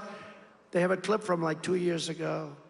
She said, no, I'm in favor of fracking, like last week. Oh, no, I'm in favor. Then they start playing clips. We will always ban fracking. There will never be fracking. The people of Pennsylvania are smart. They're not going to fall for it. She will destroy. If you don't have fracking, you don't have a commonwealth. She also imposed a crippling natural gas export ban on Pennsylvania oil and gas, another catastrophe for your state. And this is all stuff that she's done. And I want to call up, I'm flying in with some friends on a very nice plane. It has a very nice television. And I'm watching RSBN, and I'm watching Fox, and I'm watching a lot of them. RSBN, by the way, how good is RSBN? They do a good job. So beautiful. It's like it's the Super Bowl every time we do a rally, right? They do a great job. Thank you, RSBN. Where are you back there, RSBN? Thank you. Wow, what a job. What a job you do. But we were watching, actually, RSBN, and there was a man there named Mark Caskey, the founder of Steel Nation, and he made the greatest speech. And it wasn't necessarily a Winston Churchill type speech, because Winston didn't wear a pith helmet, and Winston's hair wasn't quite as long as Mark's hair. And Winston was brought up in the Oxford tradition, but it was actually just as good. He actually gave me ideas. I thought I was the one that was exposing how bad it's going to be in Pennsylvania and our country if we stop doing the fossil fuel thing, because, you know, in Germany they stopped, and the country was ready to go down the tubes. Now they're building a coal plant a week. A coal plant a week. And Angela is no longer with us. She's no longer with us. But where is Mark Caskey? Is he still around? Oh, look at him right here. Oh, he's probably shocked. I don't know who the hell he is, but you gave the greatest speech. Would you come up? Can I shake your hand? Man, you are something, Mark.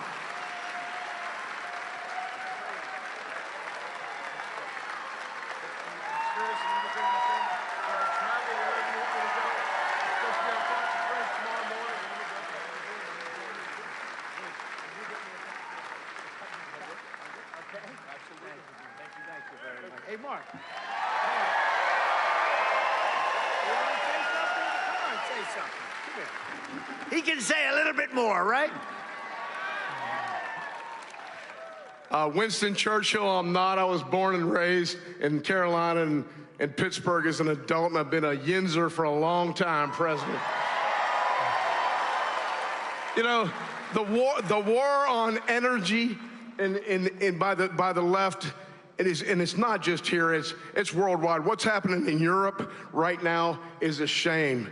To even think about EVs here in America when the technology's not there. We would have to cover 2/3 of America with solar panels to power this great country of ours. We have the Marcellus Shale right below our feet in West Virginia, Ohio, Pennsylvania, and New York, but New York's not bright enough to take advantage of it. That Cuomo family kind of shut that down a while ago, President. We were on stage with President Trump in 2019 at the convention center in Pittsburgh. We're going to have better results this year, but the people behind me, let's stick together, all the oil and gas and coal workers, nuclear workers, power plant workers. Let's put Mr. Trump, President Trump, over the line.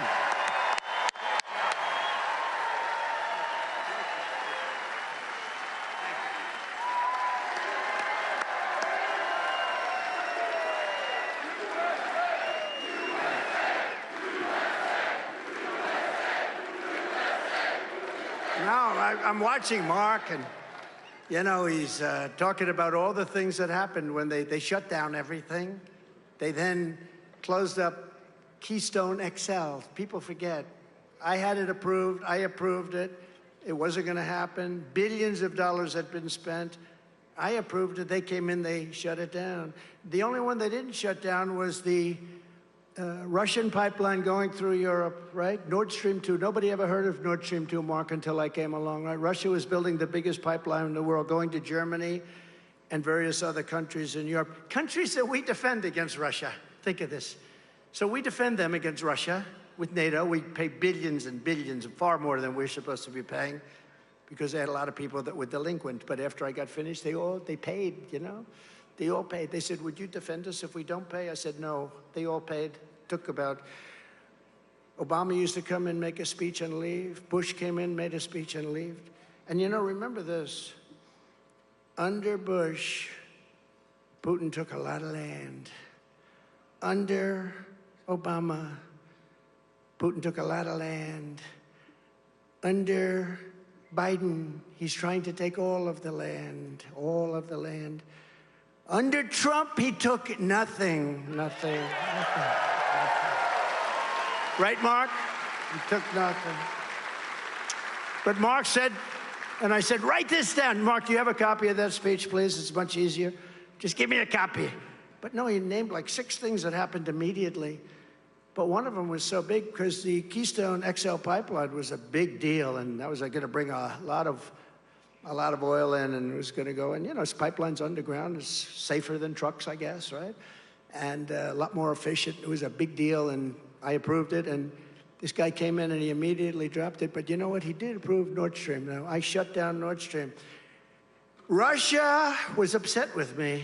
Putin said, you know, if you're supposed to be my friend, I'd hate like hell to see you as my enemy. I closed the biggest deal they've ever done. It was shut. And then this guy came in who's got a low IQ, very, very low. Now he's got maybe no IQ. You have to check it out. And he immediately, the first thing he did was approve the Nord Stream pipeline. And then they'd say, Mr. Congressman, oh, look who we have. Byron, stand up, please. Superstar of the future. He's already a superstar, but he's a superstar of the future. Byron Donalds, Florida. Wow, that's nice to have you here. That's good. He's great. He's great. He knows exactly what I'm talking about. That one is smart. You have smart ones and you have some that aren't quite so good. But we have a group of people that are really great. But so I stopped Nord Stream 2, stopped it cold, wasn't going to happen. This guy comes in, he approves it. Then they say, oh, Trump was nice to Russia. I wasn't nice to Russia. But you know what? Getting along with Russia is a good thing, not a bad thing. Remember that. Getting along with these people is a good thing, not a bad thing. It's a smart thing to do. I got along with Kim Jong-un of North Korea. Remember, I walked over the first person to ever walk over from this country, and we also looked at his nuclear capability. It's very substantial. You know, getting along is a good thing. It's not a bad thing. The fake news would say, he likes Putin or Putin likes him. Let me tell you, they said, President Xi likes Trump. That's a good thing, not a bad thing. But we were tough with China, too. We took in hundreds of billions of dollars worth of taxes and tariffs. No other president took in 10 cents. When we win on day one, I will tell Pennsylvania to drill, baby, drill. We're going to drill, baby, drill.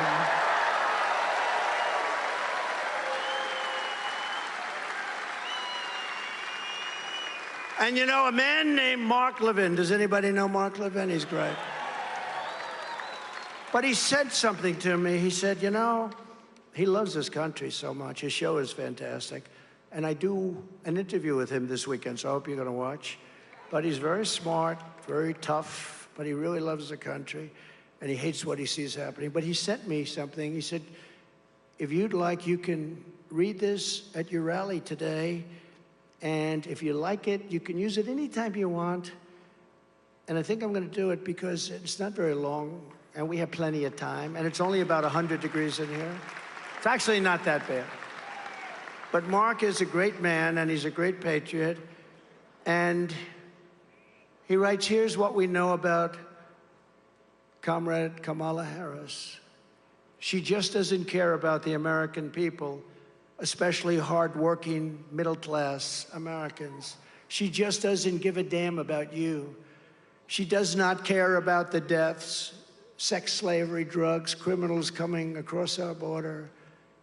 She has been vice president for nearly 4 years, and she did nothing to stop it. All she does is complain. She says it's not her job, but it is her job. She does not care about the middle class struggling over inflation, the cost of gasoline, electricity, or the cost of food. She does not care if you lose your job or cannot find a job. She does not care if you have to run up your credit card. She does not care if your family are struggling, and she did absolutely nothing to fix it. She's the vice president, but she just does not care. She does not care about women's rights because she supported destroying women's sports and athletic scholarships. She wants men to play in women's sports. She does not care about protecting little children from sex change operations because she chose Tampon Tim as a running mate who believes the state, not mothers and fathers, should have the final say on sex change operations for their children. Can you believe it? Can you believe it? Can you believe that? Kamala Harris wants to outlaw your car and truck and force you to buy electric vehicles, whether you like them or not, whether you can afford it or not, and they don't go far. She does not care how it impacts you or your family. Kamala Harris does not care about senior citizens because she believes illegal aliens should receive Social Security and Medicare, which she knows will bankrupt those insurance programs, making it impossible for you to receive your pension and health care, which you paid for your entire working life. That's true. She wants to destroy your private health care, even if you like it, even if your employer contributes to it. And she wants Washington, D.C. to make your medical decisions. She wants Washington to decide what procedures and medicines and care you should receive. Whether or not you like it is not important. Kamala Harris had nearly 4 years to show us who she is. She is an uncaring politician with a radical ideology. She is a Marxist. Despite her campaign of lies and flip-flops, we know who Kamala Harris is. We know by her actions and we know by her inaction. We know she does not care about working people, about the middle class, about any of our great American citizens. She does not respect you.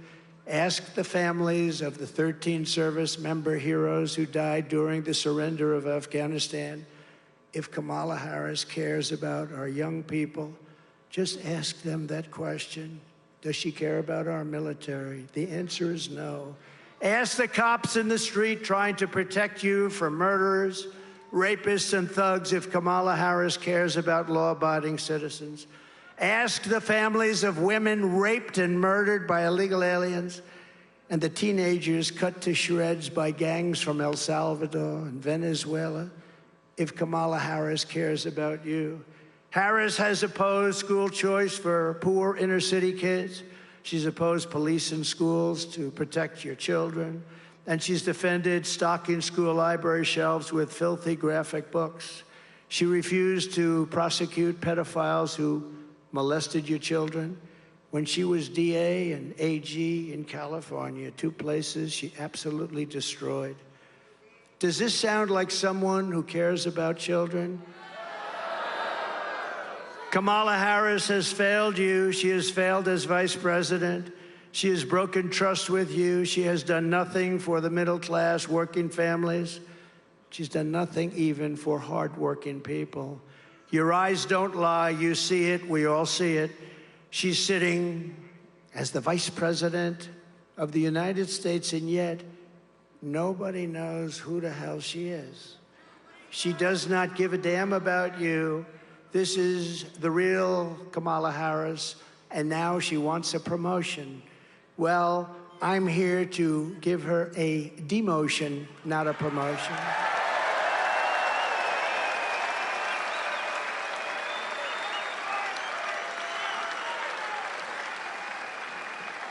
She can hide and she can lie all the way through, and with her surrogates and the corrupt media.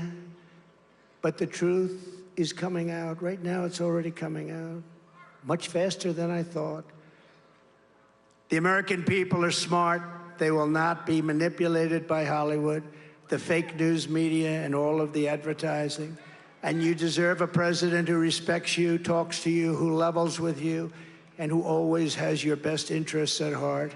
This November, we are going to tell Harris that we've had enough, that we can't take it anymore. You've done a terrible job. Kamala, you're fired. Get out. Get out.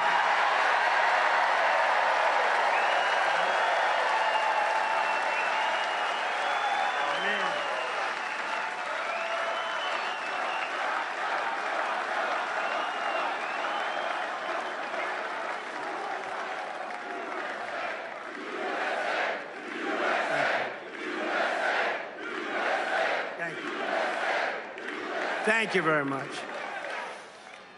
We're pleased to be joined today by some warriors. We want warriors. That's what we need. And they're friends of mine, and they fought by my side, and we've done so many things. Right to try. We all know what right to try is. You're terminally ill, and you weren't able to get our space-age great medicines, cures, and we got the right to get it done. They tried for 50 years to try and get it done. They never got it done. We got it done. We got it done with the help of these people. And so many other things that we did, rebuilding our military, building the wall. We built hundreds of miles of wall.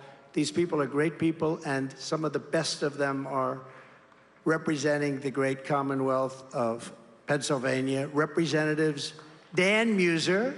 Dan, thank you. What a job he does. Handsome devil, too. He's a handsome devil. Thank you, Dan. Guy Ressenschaller. Guy Ressenschaller. What? That's the toughest name in all of show business. Thank you, Guy. That's a great job. Lloyd Smucker. Lloyd, thank you very much. Thank you very much. Thank you, Lloyd. John Joyce. I saw him take the jacket off. That was quite a scene. Huh? That was quite a scene. Byron Donalds from Florida, who you met. He's a winner and a star. And a man who, right from the beginning, was with me. He's a tough guy, too. He used to sit outside. It was like 10 degrees below zero, and he wouldn't wear even an undershirt. And he's not that pretty to look at, I'll be honest. But he's a tough cookie, and the people of the state, of the Commonwealth, they really love him. He's a fantastic American, fights like hell for everything that's good. Congressman Mike Kelly. Right? How's that? Good job for you? Thanks, Mike. Good job, Mike. Today he's wearing a shirt. I don't want to see him without a shirt. Ambassador Carla Sands, who did a fantastic job a little while ago, and she was a great ambassador. Thank you, Carla. Beautiful job today. The mayor of Slippery Rock, John David Longo. John. Thank you. Thank you, John. Great job. And the man who's going to defeat your terrible Senator Bob Casey. Bob Casey, by the way, just say, look, I don't want to spend. Nobody knows who the hell he is. His father was there a long time. He's there a long time. They're tough to beat. You know, I was telling them, they are tough to beat. But this guy's a hero. He's a star. He was a brilliant student. Everything he ever did, he went to Wall Street. He became like one of the biggest people. And I know I just see it. Some of these guys, they've been there for years and years, and I'm not knocking them. They're survivors. What they are is survivors more than anything else. But this guy is an outstanding person. This guy is not a survivor. He's somebody that can really turn the country around and somebody that we need.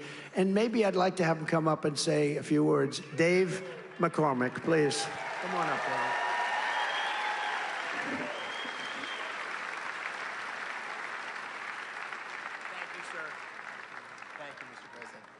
Thank you, Mr. President. We are so proud to have you in the Keystone State. This is ground zero where you're going to go back to the White House based on what happens here in Pennsylvania. Right here, ground zero. And Mr. President, I'm so optimistic that you are going to win in Pennsylvania. You're going to win the presidency for two reasons. Number one, when I'm going across our great Commonwealth, the thing people say they want is common sense leadership, the kind of common sense leadership you showed when you were president. But the second thing they say they want, and I tell them, I say, listen, I was there with Mike Kelly and Dan Muser in Butler. I saw you get shot. I saw you come up, and I saw strength when you said, fight, fight, fight. Thank you, Mr. President. We're glad to have you with us here today.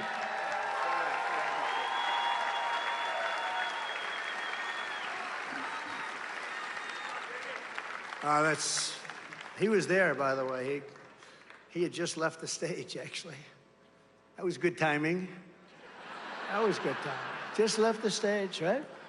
I said, say hello to Dave. And then it began, a horrible thing. Also with us are Bob and Sherry Kepka. Where's Bob? I got to see Bob. Where is he? Where the hell is Bob? My golfing buddy.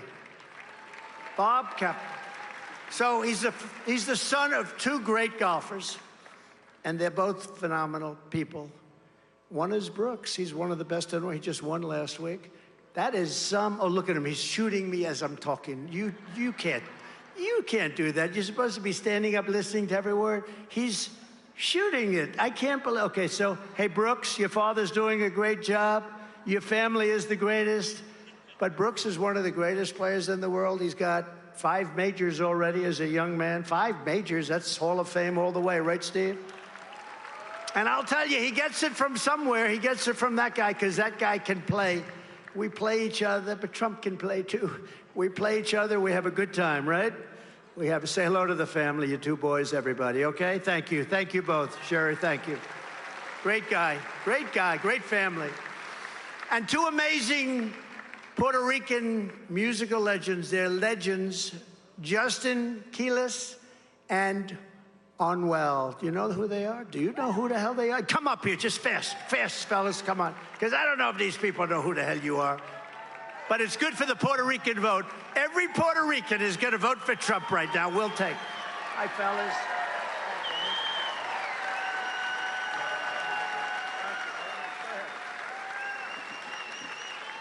Thank you, Mr. President, for having us here. For me, it's a real blessing to be here. I'm from Puerto Rico. We are a big part of United States. We really depend on the United States. Since Trump hasn't been around, Puerto Rico's, it's not a secret. We've been going through a lot as a country. And Biden always promise. A lot of politicians always promise through the years, but all of us know, the world knows, everybody's experienced it. The best president the world has seen, this country has ever seen. His name is President Trump. Thank you for having me here. To all my Puerto Ricans, let's stay united. Let's vote for Trump. I personally spoke with him. He wants to help Puerto Rico grow and succeed as a country. So let's stand out tall and united. And we all want to remember that. He wants to keep helping Latinos in the U.S. Let's do things the right way, and let's keep growing. Let's keep growing as a family, and let's make America great again. God bless y'all. I'll also say a few words here. Mr. President, I'm beyond honored being here with you today. Mr. President, above all, I like you because I always say this, you're not a puppet. I love that about you. Yeah, I really do. I back you because I feel you're the most honest president we ever had. That's true. Saying things how they are, not what you think people want to hear. And that's very important. A lot of Latinos, we stand strong next to President Trump.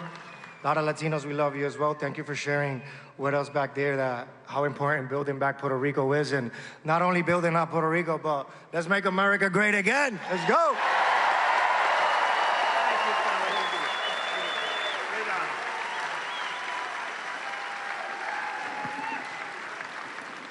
Wow, that's great. That's really nice. Great honor, fellas. Very talented guys, too. Just one final, a friend of mine who's been a friend for a long time, one of the most successful people in New York and Florida and all around. Wherever he goes, he's successful. He never fails. He really doesn't. He's very extraordinary. Mr. Steve Witkoff. He's right here. Steve, stand up. Thank you. Thank you, Steve. Thank you. Got one of the great families, too. One of the great, great families. One of his boys is looking down right now, very proud of Dad, right? Looking down, your brothers, he's looking down saying, I'm so proud of my dad. But Steve is just extraordinary. So thank you, Steve, for being here. Appreciate it. Thank you. From the moment we take back the White House from Kamala and Crooked Joe, we're going to have 4 of the greatest years in the history of our country. It's going to happen. We're going to get it done fast. Starting on day one, I will seal the border and stop the migrant invasion into our country. We will carry out the largest deportation operation in American history. We have no choice. We will halt the invasion and deport the illegals. She will let in the next 15 million people, and if they won in 4 years, we will have had over 100 million people from all over the world enter our country, and many of them likewise will be from prisons, mental institutions, gang members, criminals. We're not going to do it.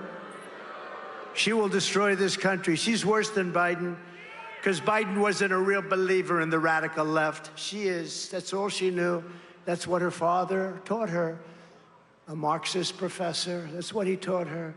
We will defeat inflation very quickly, and we will make America affordable again. People cannot afford to live here. We will make America the dominant energy producer in the world by far. I already brought it to #1. We were energy independent 4 years ago. Look what happened. We're going to be energy dominant very soon. We have more liquid gold under our feet than any other country in the world, and we will use it to reduce taxes and energy costs for our people. We will also start paying down debt very substantially. In 12 months, we will cut your energy bills in half. We will cut them in half. And that includes heating, air conditioning, electricity, and gasoline. I will turn the United States into a manufacturing superpower very quickly. We're ready to do that. We had the most successful country economically in the history of the world, and we'll get it back very fast. We will no longer allow foreign countries to take our jobs and steal our wealth. In Mexico, they're building massive automobile factories that the UAW head doesn't know. The people know. That's why the people are for me within the UAW, United Auto Workers. But they're building massive plants. They're owned by China. They think they're going to make cars, sell them into the United States. No, they're not. I will put a 200% tariff on every single car, and no car will be coming to the United States. We will make our own products, and by far less from foreign countries that we are buying right now, other countries that make us pay a tax to do business with them will be charged the same tax or tariff when they send their product into the United States. It'll be called the Trump Reciprocal Trade Act. So if China or any other country charges us a 100% or 200% tariff or tax, we will then charge them a 100 or 200% tariff or tax in return. I will end the electric vehicle mandate. I will cut every job-killing regulation of the Harris-Biden administration. I cut more regulations than any president in history by far, and I gave you the largest tax cuts of any president in history by far, and make our auto manufacturing business stronger than ever before. We're going to bring in tremendous numbers of factories. They're going to all be brought in because it's going to be too expensive for people to make them outside. They're going to all come back. We're going to bring it back. We've lost 72% of our automobile manufacturing business over the last 30 years. It's going to come back. When I'm back in the White House, we will pass large tax cuts for workers and no tax on tips. No tax on tips. So if you're a restaurant worker, a bartender, hospitality worker, a caddy, a barber, driver, or anyone else who relies on tip income, your tips will be yours. You know, they've given you inflation. They've taken all your money away. And, you know, she heard this, and 2-3 months later, she said there will be no tax on tips. How original. That's why we talk about the American dream. She heard that the other day. So she'll start talking soon about she's going to bring back the American. She doesn't know what the American dream is. I will fight for and protect your Social Security and Medicare with no cuts whatsoever. And we will have no tax on Social Security benefits for our seniors. No more tax.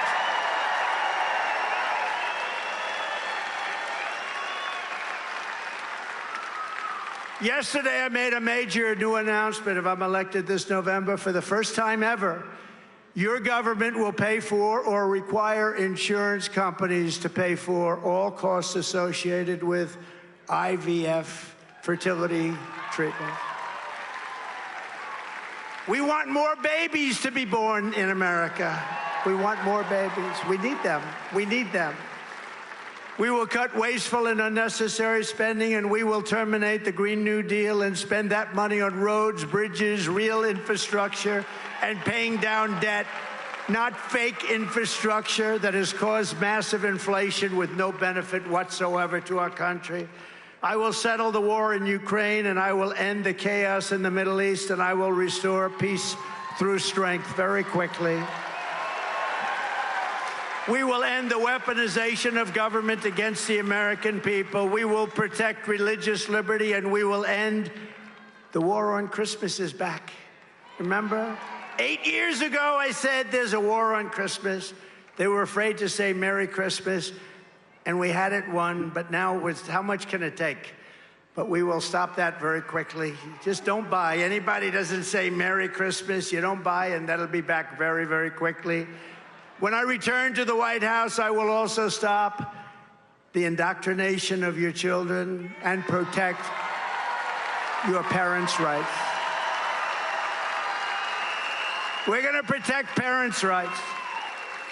We will rebuild our cities, including Washington, D.C., making them safe, clean, and beautiful again. In Washington, D.C., you leave the Commonwealth, you want to go see the Washington Monument, and you end up getting stabbed. You look at dirty roads with bad barricades, with graffiti all over the marble. It's going to be cleaned up real fast. We're going to take it over. We're going to run it properly. And we're going to have tough law enforcement. People aren't going to be shot in Washington, D.C. anymore. And we will keep the U.S. dollar as the world's reserve currency. It's fading. We're not going to let that. That would be like losing a world war. You can't let that happen. Then we would be a third world nation. This is how we will end the era of inflation, mayhem, and misery under Kamala and Crooked Joe. We will unleash safety, prosperity, and peace for Americans of every race, religion, color, and creed. Together, we will deliver low taxes, low regulations, low energy costs, low interest rates, low inflation, so that everyone can afford groceries, a car, and a home. We will stop the invasion, end migrant crime, support our police, strengthen our military, build a missile defense shield all around our country.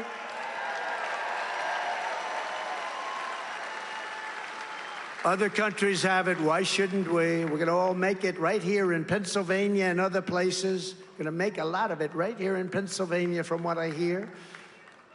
But Israel has it. It worked. 300 rockets shot. 299 got shot down. One got pretty seriously hit. But if you think about it, it's amazing technology. You know, Ronald Reagan wanted it many years ago, but the technology wasn't there. But now the technology is there. We're going to have it built. We're going to have that dome built right over us. We're going to have a beautiful, safe country. One way or the other, we're going to keep it safe. We're going to keep critical race theory and transgender insanity the hell out of our schools. And we're going to keep men out of women's sports.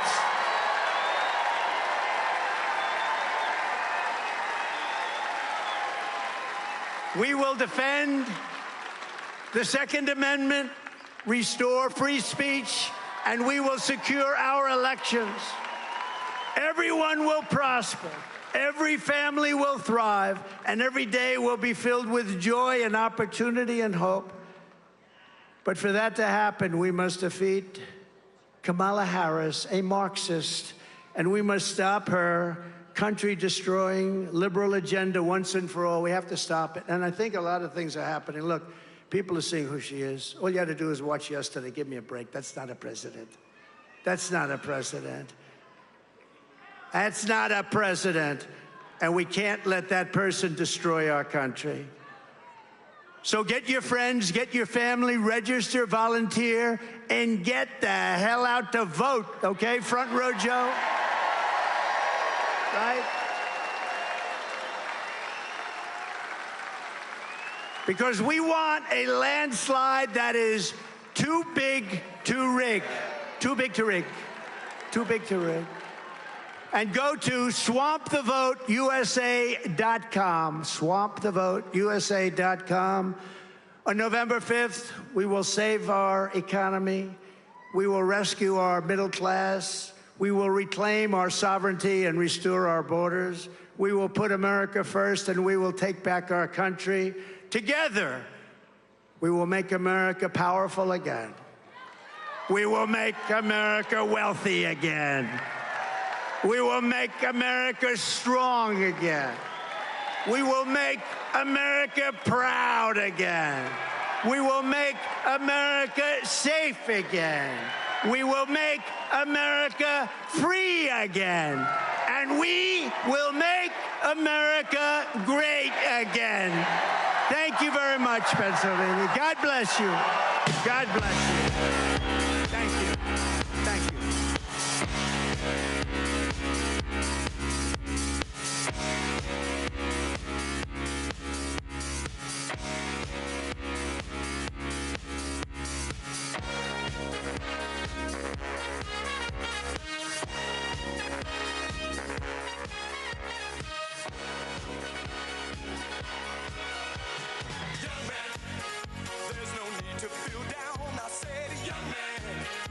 Yourself off the ground, I said, young man, 'cause you're in a new town. There's no need to be unhappy, young man.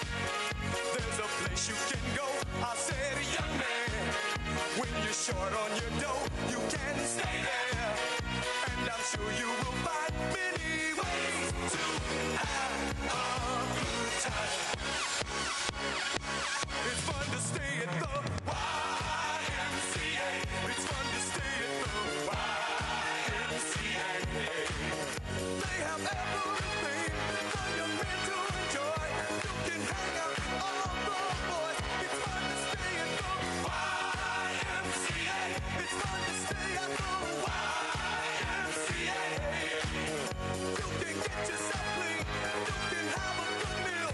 You can do whatever you feel. Young man, are you listening to me? I said, young man, what do you want to be? I said, young man, you can make real your dreams, but you got to know this one thing. No man does it all by himself. I said, young man, put your pride on the shelf and just go there to the YMCA. I'm sure they can help you today. It's fun to stay at the YMCA. It's fun to stay at the YMCA. They have everything for your men to enjoy. You can hang out with all the boys. It's fun to stay at the YMCA. It's fun to stay at the YMCA. You can get yourself clean. You can have a good meal. You can do whatever you feel. Young man, I was once in your shoes. I said I was down and out with the blues. I felt no man cared if I were alive. I felt the whole world was so tired. That's when someone came up to me